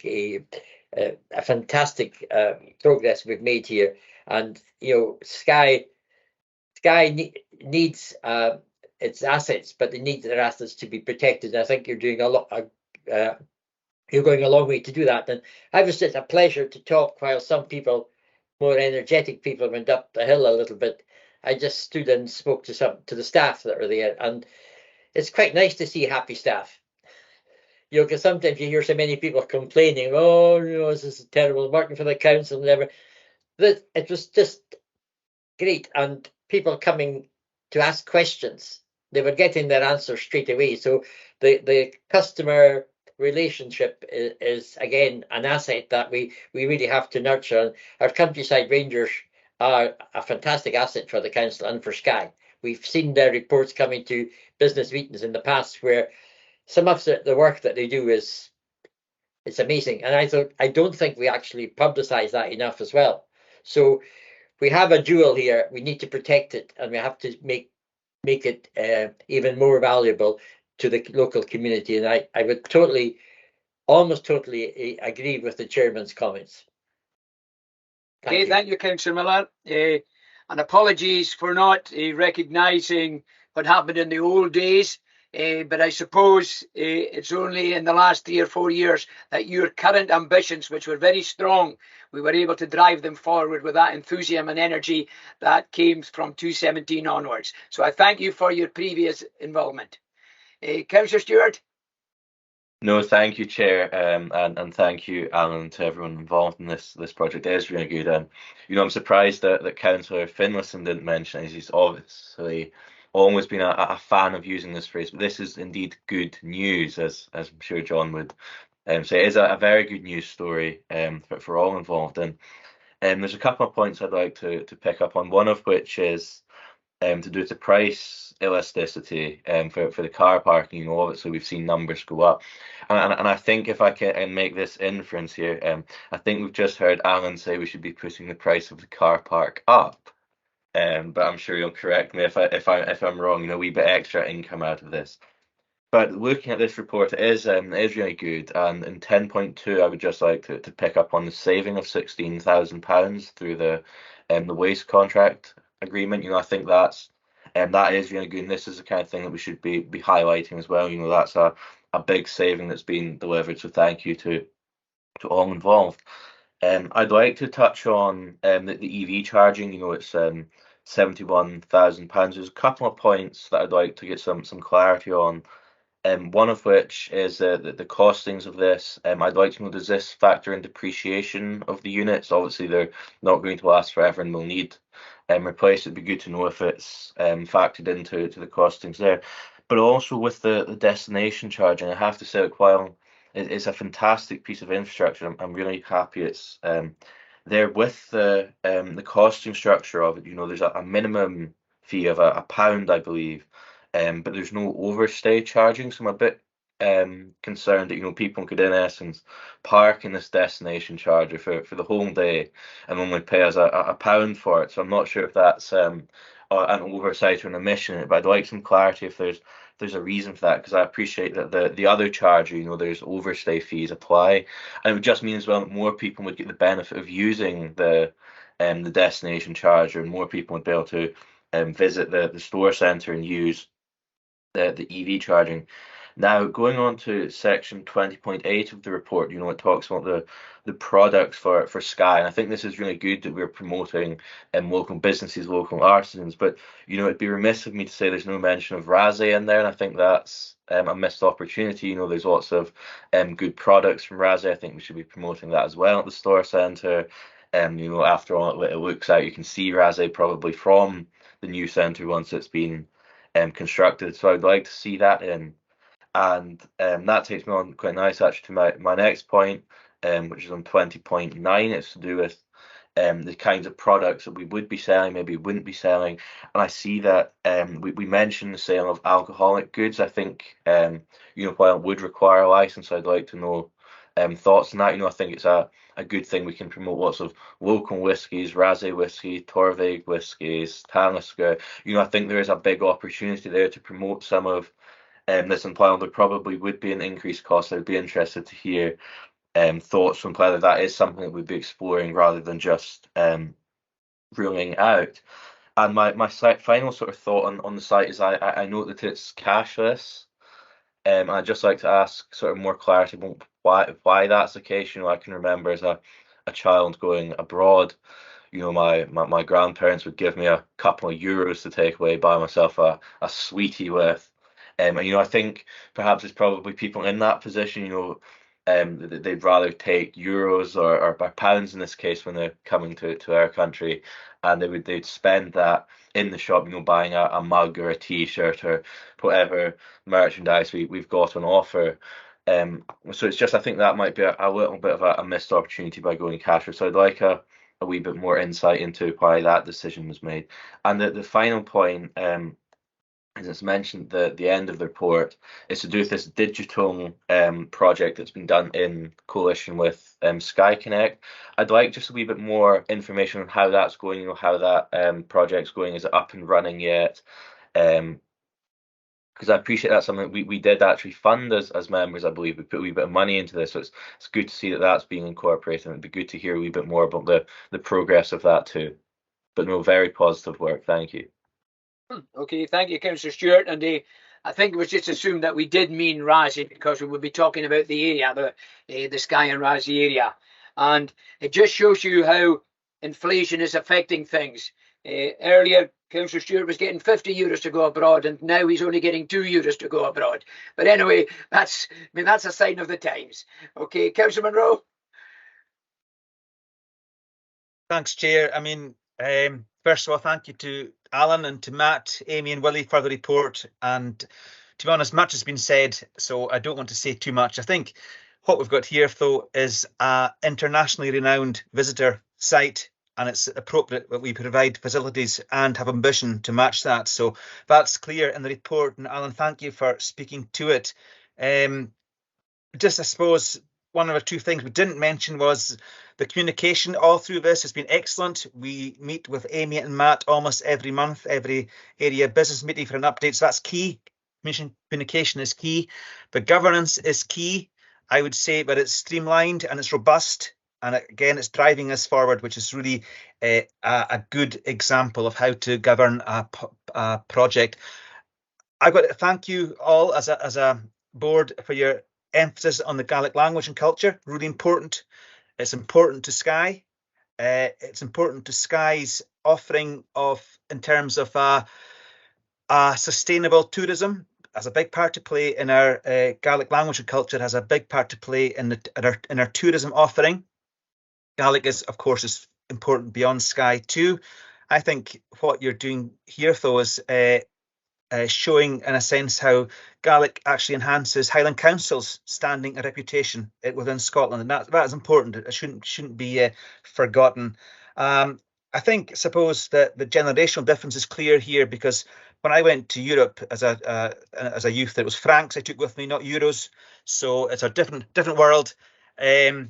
But there you go. So just thanks again. One question, I suppose, in terms of community wealth building, that's central to what we're doing. We're going to engage local artisans, local suppliers. Have we thought about the process for inviting suppliers to come in, or going out to tender for various local producers, and how that will end up with a final selection of local products? So once again, thank you, and that's my only question.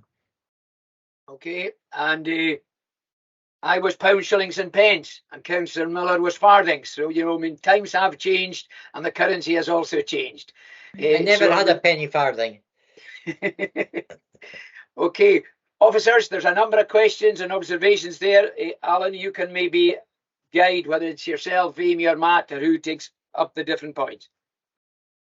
Thank you, Chair. I'll try and cover some of them, and then I'll pass over to the officers for the ones that I'm going to struggle with, Chair, if that's okay. So, Chair, firstly, thank you for your feedback. Yeah, that's much appreciated.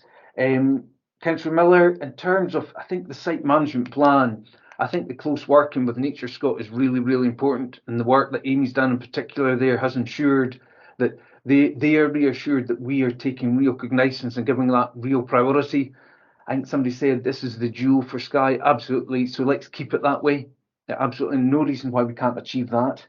I think the countryside rangers, or I prefer to call them access officers, but maybe I'm declaring my football allegiance there. But no, countryside rangers, they do a fantastic job. And it's the way, Councillor Miller, even the way the chat with the customers, just like we were having a cup of tea at the welfare cabin.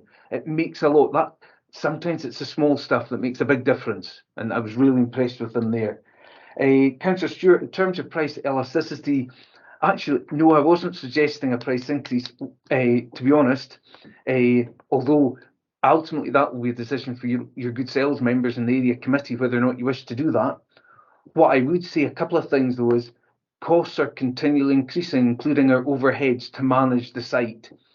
And what we do need to do is take cognizance of that. And in terms of the income to generate to meet the costs of the site, that income may need to be increased if pay awards, etc., and running off the site. The most important thing, though, is at times organisations have a history of increasing the price thinking they'll get pro rata the same amount of income, and it doesn't always work like that. What we've demonstrated here, though, is that there is that element of capacity within existing price, I think, for it to be increased without having a material impact on customer numbers, whilst investing that same money then into the maintaining of the site. So it's been less made about profiteering, it's more about maintaining of the site ultimately and meeting the costs. Yeah. In terms of the waste contract, that was work with Amy, Debbie Sutton and Matt did a fantastic job. And I think that's I think the council needs to do more of. Councillor Stewart, to be honest, is really getting amongst contracts, and they did a fantastic job there.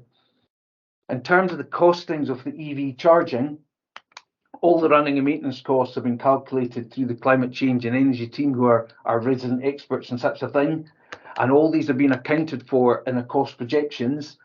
The charges are estimated to have at least a 10-year lifespan.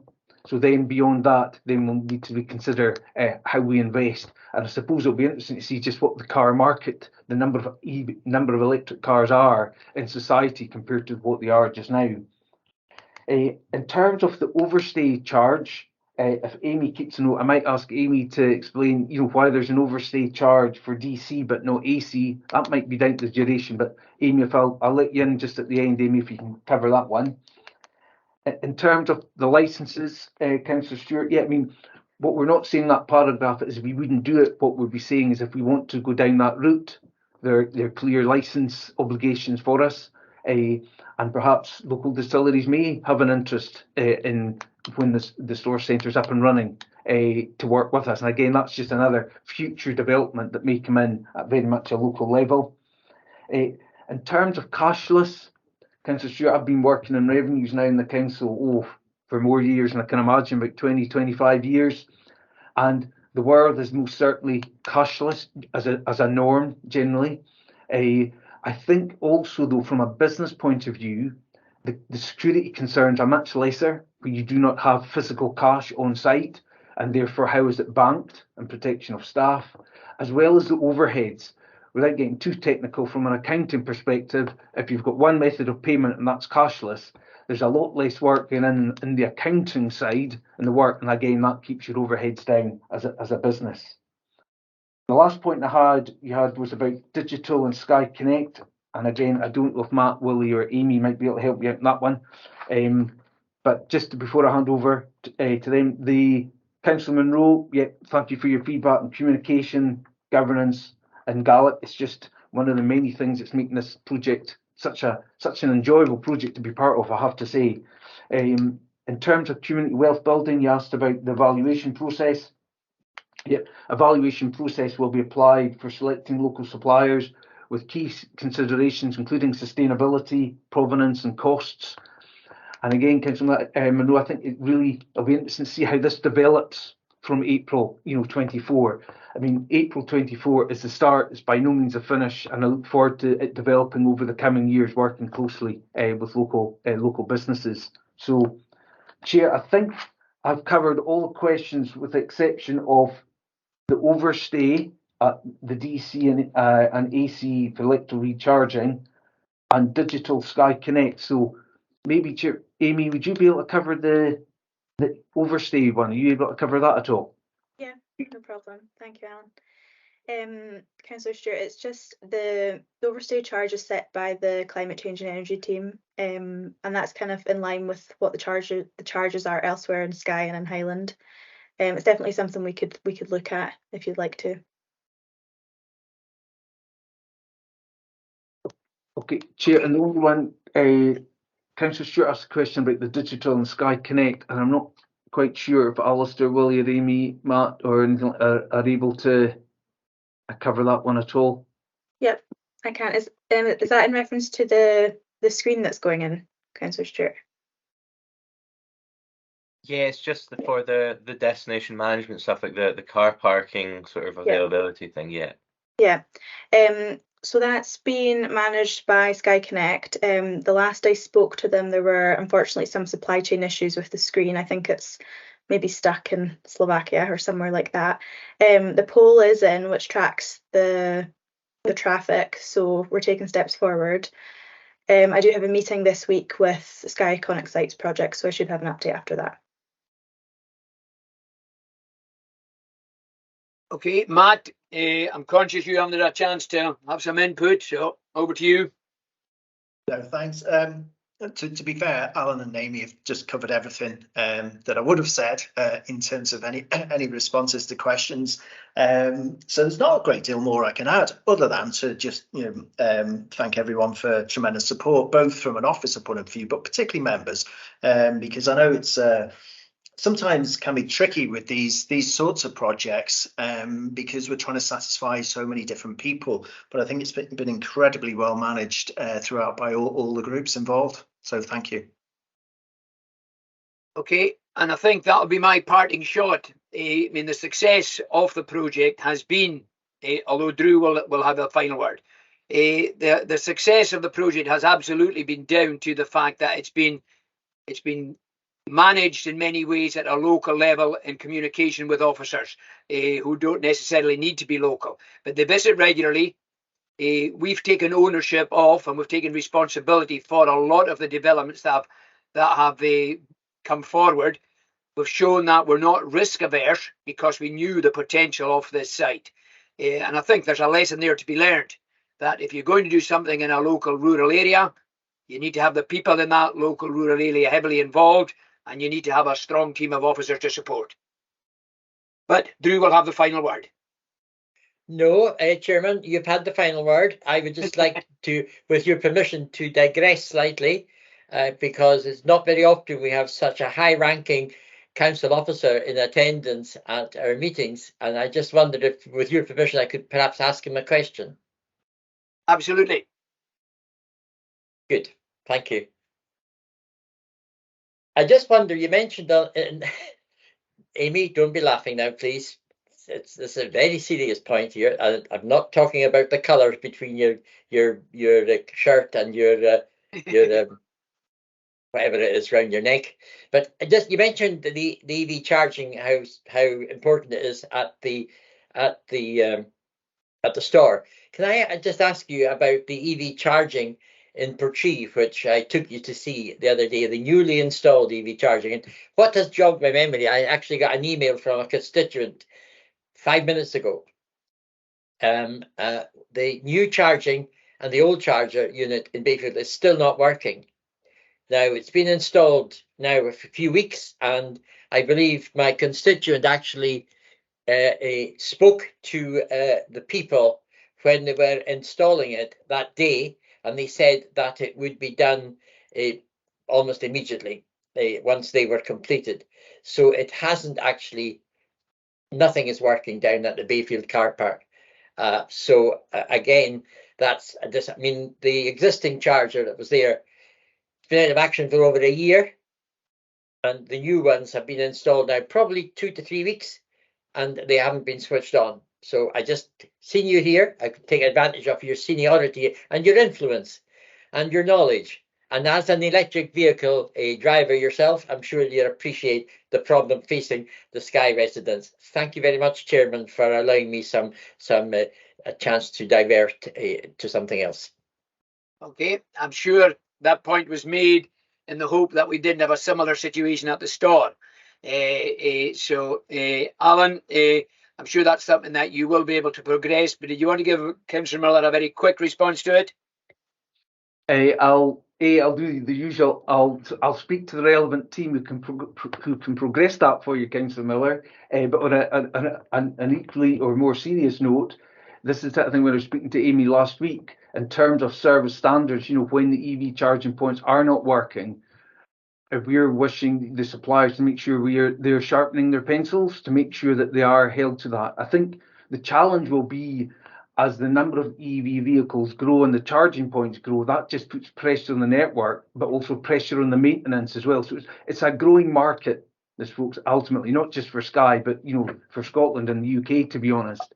And I think ultimately we may even see more charging points perhaps at the store, depending on just how car ownership goes. But ultimately, there's no point in them there if they're not working.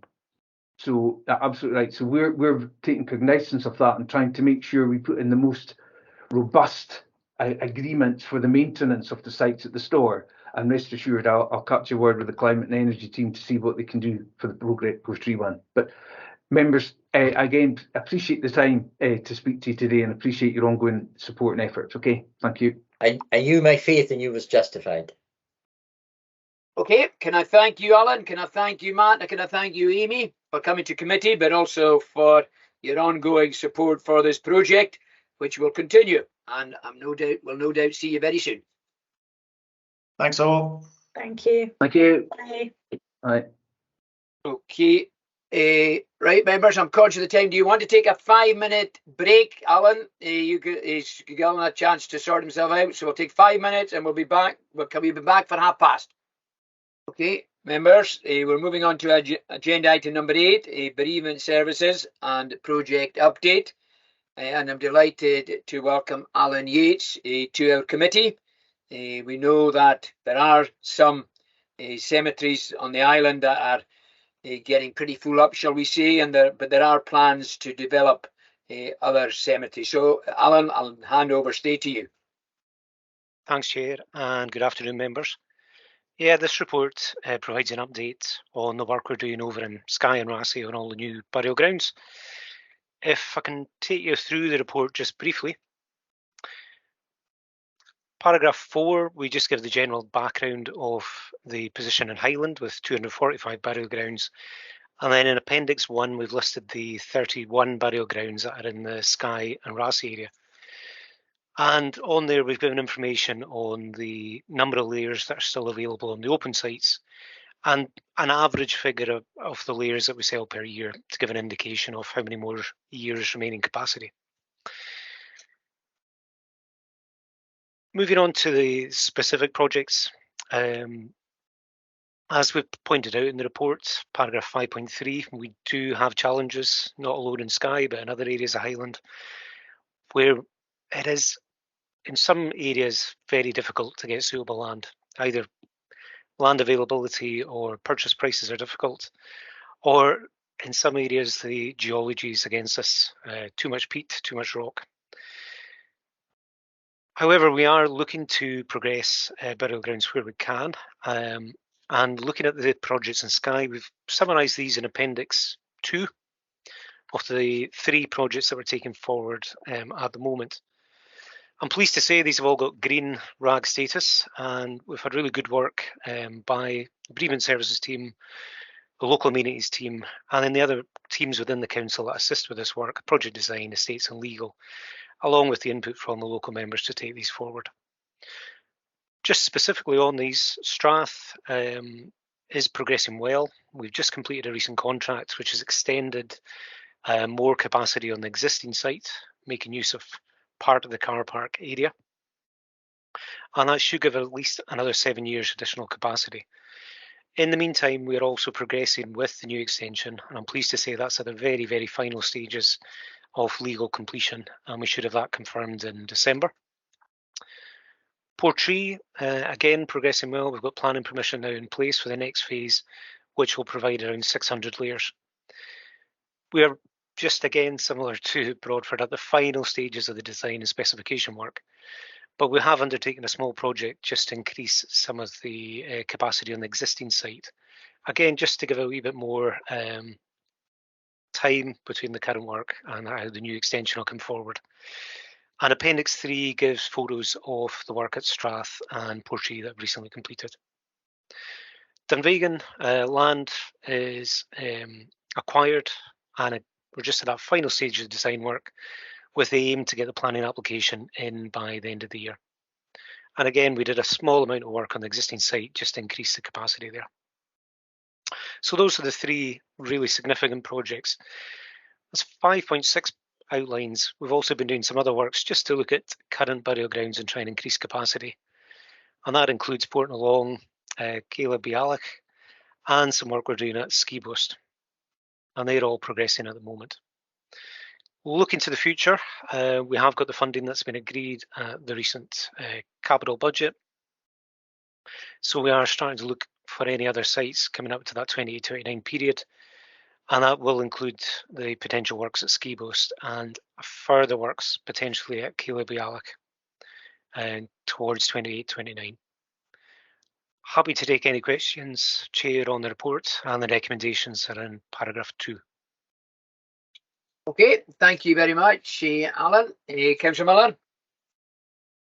Thanks, Chairman. Welcome back to Skye, Alan, although you're not really here, but you're at the end of my TV. Nice to have you back. Nice to be able to talk to you about Skye issues. One question you have, what do you mean by selling layers? So that I just want to know what that means. Is it people able to purchase layers, or is it selling layers through the undertaker when somebody has passed away? That was my really question.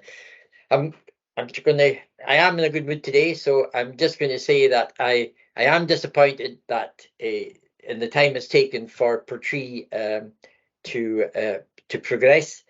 So it must be, I don't know, 8 years, maybe more, when we started that extension, or started looking at it, and sadly it's costing the council now a huge amount more money than it should have done if everything had been done instantly. I know that's not your fault because you weren't there at the time, so please, I'm not criticising you at all. I'm just expressing disappointment on behalf of probably the community as well. But my main point today, I just want to ask you about Skye because and I'm going to declare an interest now because I have no intention of being buried there, so there's no conflict with this one. And it's not your fault. It's a hereditary, this lack of forward planning by the council for a site. So just on the paper, I'm just waffling until I find it. The Skye site. I mean, you see in the report that progress is, but sites are being identified. I just wondered how up to date is this, because obviously the site, one of the sites that was identified as possible, is now we've been told it's not possible, it's not suitable. So the two sites that I identified for you from a local landowner, are these the sites that are being looked at the moment?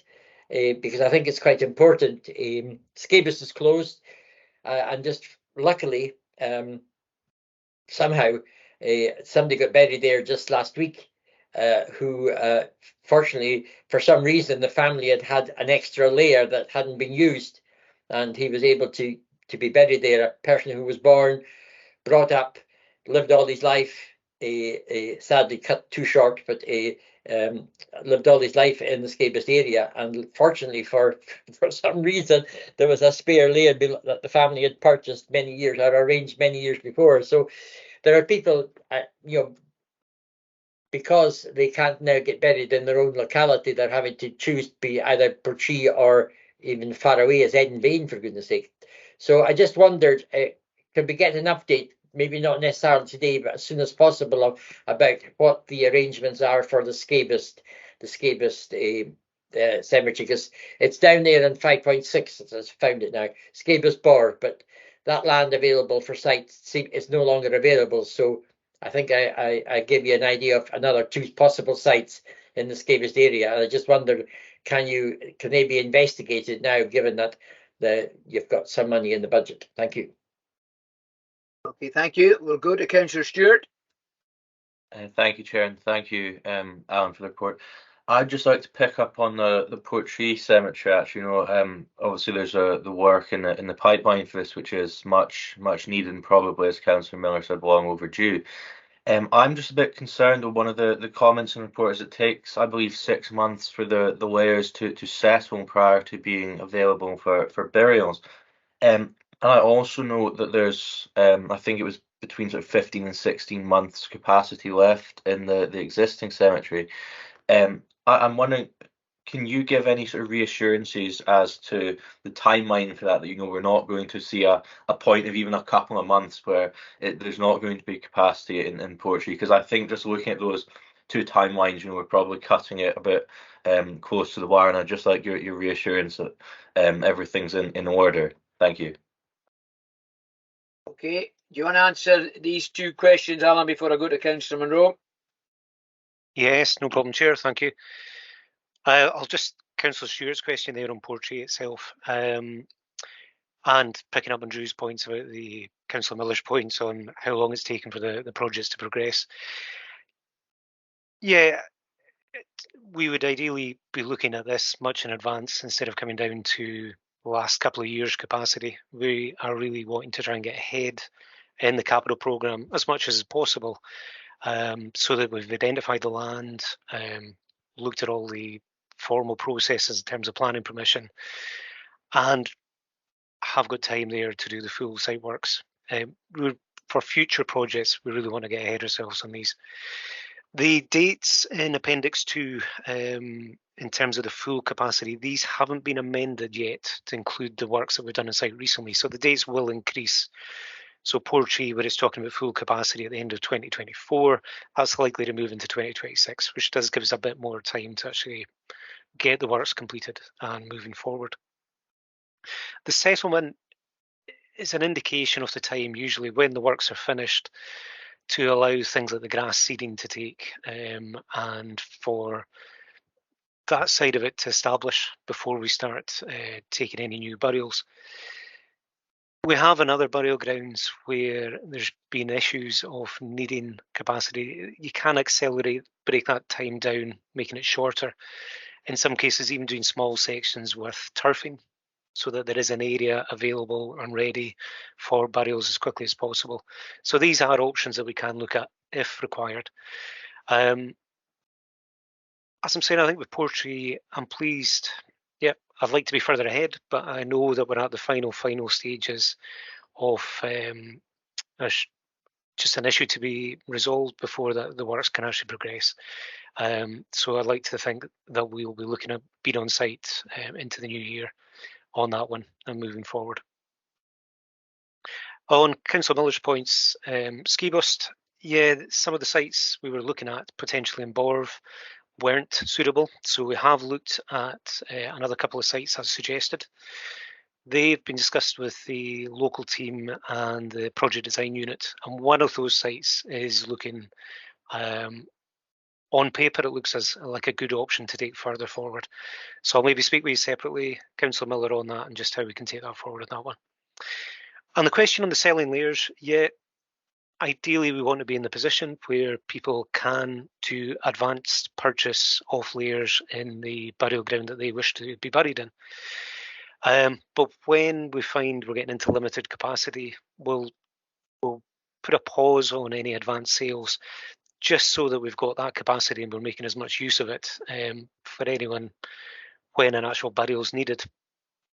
So generally, where we're getting burial grounds with under 10 years capacity, we'll say to the admin teams, no more pre-purchase, and it will only be purchased at the time, unfortunately, when somebody passes away, that they'll then be allowed to look to get a layer in that burial ground. So that's how things are at the moment. Again, going forward, what we want is the burial grounds in a position when we can do the advanced sales. It's ideally the position we want to be in, that you've got that capacity that you can allow people to make that investment, that they've got that certainty of the burial ground that they want to use going forward. Councillor Monroe. Thank you, Chair. Afternoon, Alan. Thank you for your report, and thank you to your officers too for all their work in these matters. First of all, Dunvegan, just glad to see that's progressing. I've been involved in that for a number of years in terms of trying to identify a site and then narrowing it down. So good news that the current cemetery can be extended a bit to create capacity, and there's investment in the new extension. That's really good and positive news for that community.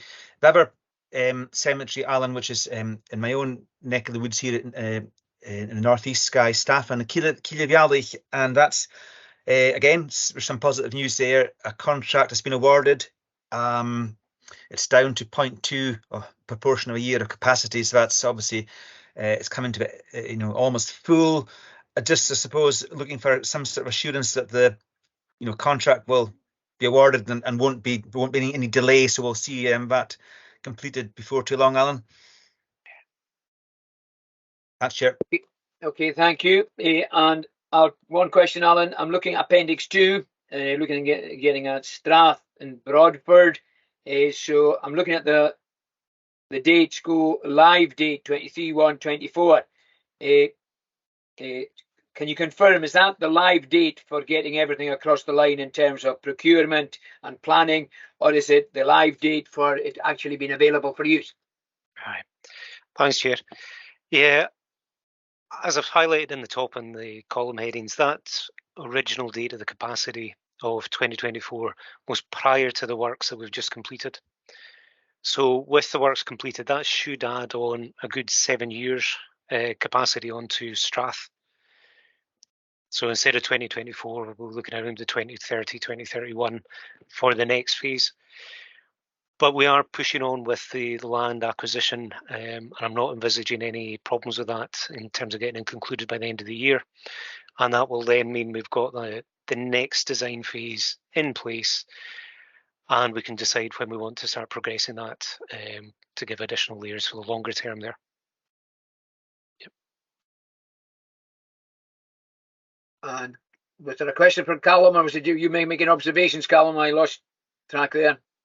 Sorry, Chair. Thanks. Just about the Keely Valley contract award of extending the short-term extending, Alan. I will check with our team on just what stage that's at, and I'll get an update back to you, just give you some reassurance on that one. Okay. Unbelievable. Councillor Miller's back again. Oh, thank you. You're so flexible today. Thank you, Chairman. I just wonder, there's a lot of our in Appendix 2, like it is, there's so many of our historical cemeteries that are closed, obviously, throughout the island.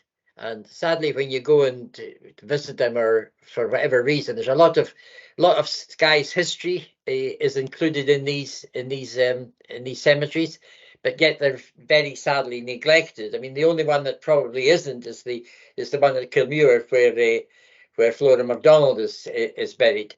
But some of the other ones, like Columbus Isle at Skabus, the Fancy Hill in Portree, the one down near Elgol, for example, as well, they're left just basically without any care or any consideration even of the history. Is there any sort of anywhere that local communities, companies or community councils could apply for some funding to perhaps employ somebody to, like in the, like I'm thinking specifically, for example, at the Fancy Hill and St. Columba's Isle, where is there any way that people can bid into somewhere to get some money to try and restore them to perhaps the standard they should be at, given the history of them? And the one down in Elgol that I've been to a couple of times because of family connection there, there's, well, the one time I went down to see it, it was just in a horrific state. And there is, as I said, history in all these cemeteries that we should be taking some cognizance of. And I just wonder if you've got any advice, Alan, that we could give local communities. Thank you, Chairman, for your generosity and let me come in again. Okay, so that means I can't not invite Councillor Stewart back in. No, thank you, Chair. It's just to pick up on that point that Councillor Miller made so well.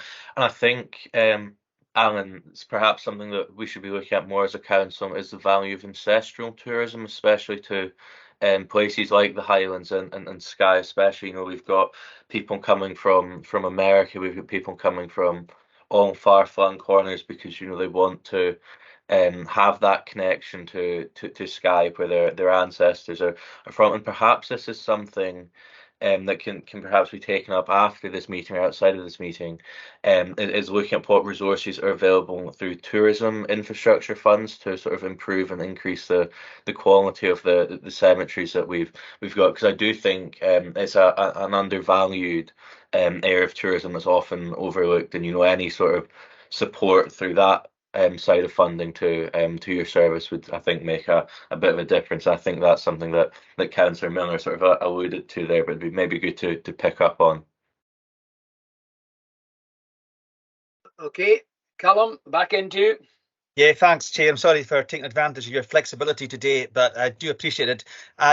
No, we're on the same page here. I was just going to say, as Councillor Stewart said, maybe it's just something to go offline with this, but there could be a more strategic approach to our older cemeteries in terms of their value, in terms of cultural value, and in terms of the visitors who'd have an interest in that. So I think there's some mileage in getting people around the table across Skye to look at that. So thank you, Councillor Stewart. Thank you, Councillor Miller.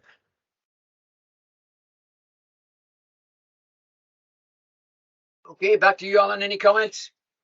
Yeah, no, I would certainly share the comments. I think it's more increasingly the interest in the heritage value of the burial grounds. It's a really important resource, and, you know, the history of the Highlands is there, and there's a lot of interest in people. What we've found is certainly there's a lot of good work already done or has been done on many burial grounds by local communities and local people with an interest in history. Have often done records of, say, all the headstones in a local burial ground, and there is information out there.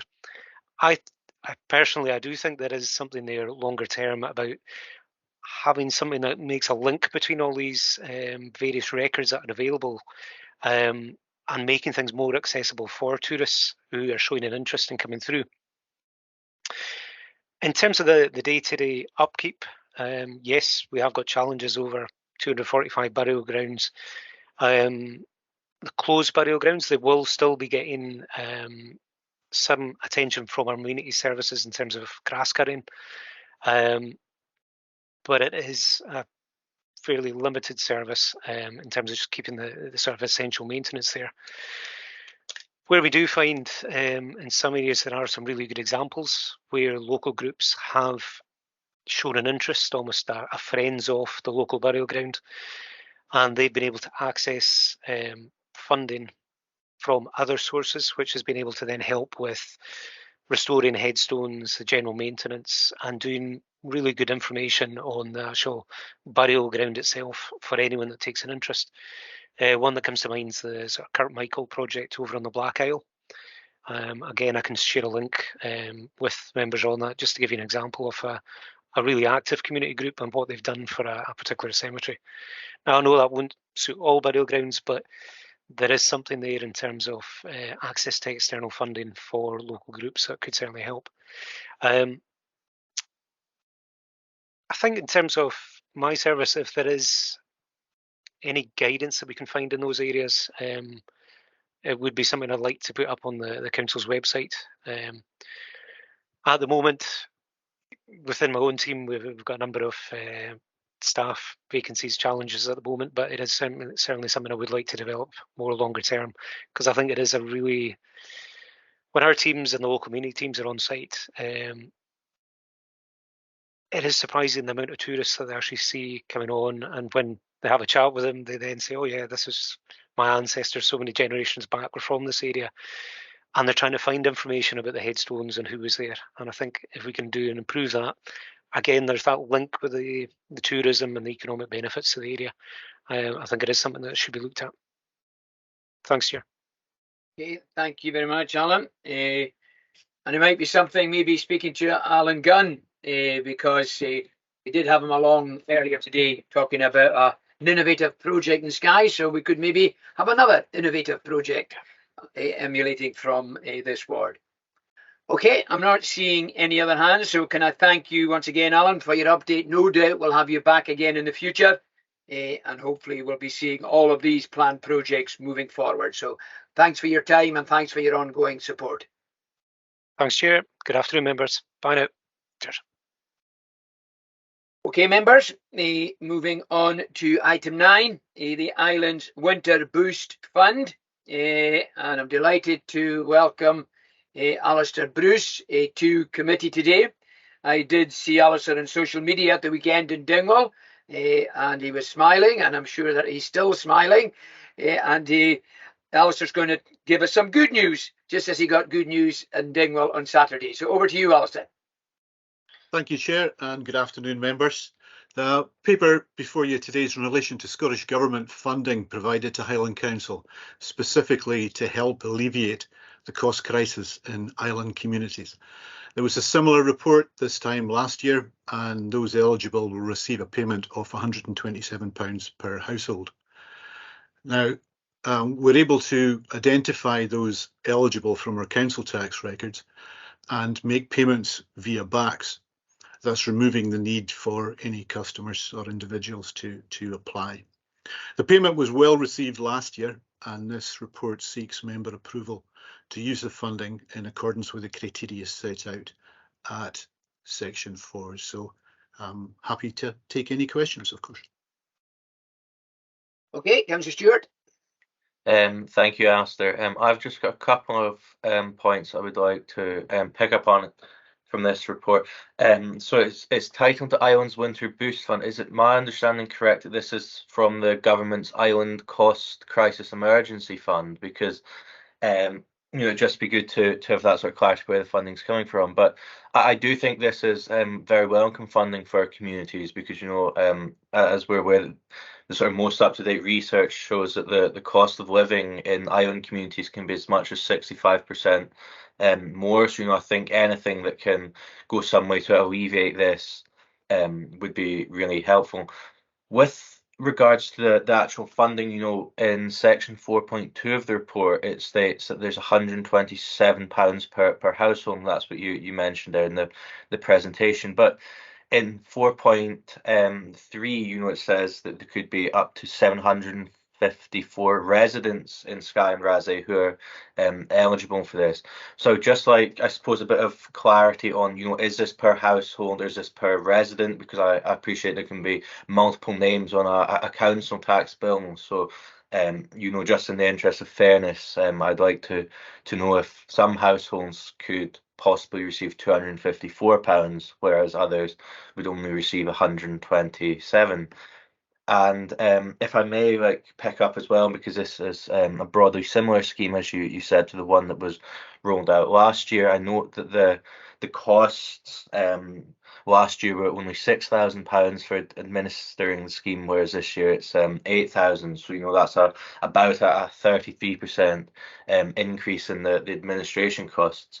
And I'd just like some clarity on that. Is this to reflect the actual cost of what it cost us last year, or is it just because there's differences in the way that the scheme's actually being rolled out this year? Because it works out about £10.60 per payment that's being made. So it's obviously quite a chunky percentage of what should be going to support our most vulnerable people in our communities, our hardworking families who are affected by the cost of living crisis. And my final question is, what consideration has been given to other modes of funding? I know that Shetland Islands Council have done quite a quite a different way of rolling this payment out. I'm not saying it's better or worse, but it's just to ask on consideration. You know, they've used this money directly to offset council tax accounts for the people that be in receipt. So, you know, I think, you know, there might be an option to reduce administrative costs through doing something like that. It would go as a direct credit to the council tax and then reduce the monthly payments that people would make towards their council tax. Or if it's something they'd paid up front, they would obviously have the option of just taking that out of the account and having it in cash. But if you could pick up on some of those points, I'd really appreciate that. Thank you. Okay, Councillor Monroe.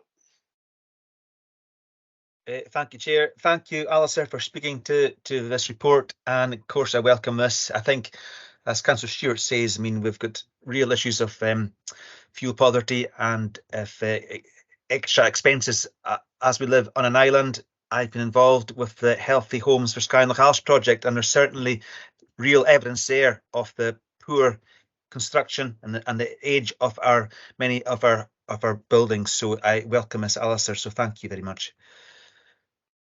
Okay, thank you. Before I go back to you, Alistair, I mean, just to answer maybe one of Councillor Stewart's queries there, certainly from my perspective and speaking to local constituents and speaking to officers, the way that we're currently paying it was seen actually, you know, they felt it was a wee bit of a bonus, whereas if it was coming directly off their council tax, which they probably had planned for anyway, it didn't feel like that additionality. But you probably got a better answer.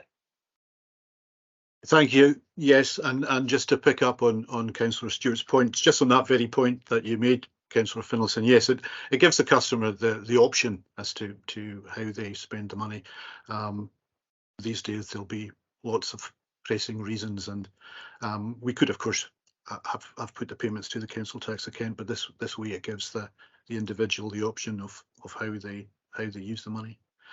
The cost calculation attached is in line with last year and actual costs. It also gives us just a little bit of breathing space because the numbers are never exact come the time of the scheme. There could be newly eligible people come on board that we're able to account for as well, but it's always something that we're monitoring going forward, and I'll certainly feed that back, the comments in relation to the cost.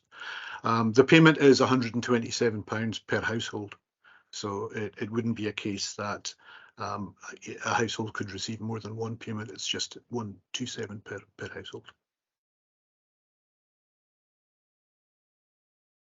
Okay, thank you very much. Okay, members, I think this is again some good news.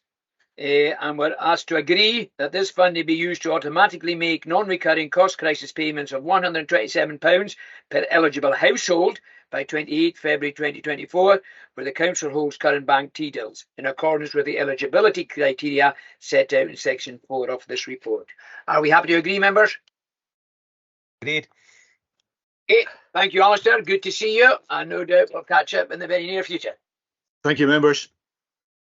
Okay, members, I think that brings us to the end of committee, apart from us noting where our ward discretionary budget spend has been, and the areas where we've given money are highlighted. Okay, members, can I thank you once again for your input. Once again, it was a very interesting, stimulating, and I would say positive, and to keep Councillor Stewart happy, a good news committee. And hopefully we'll see you all very shortly. So thank you again for your input, and also thanks to all the officers for their support.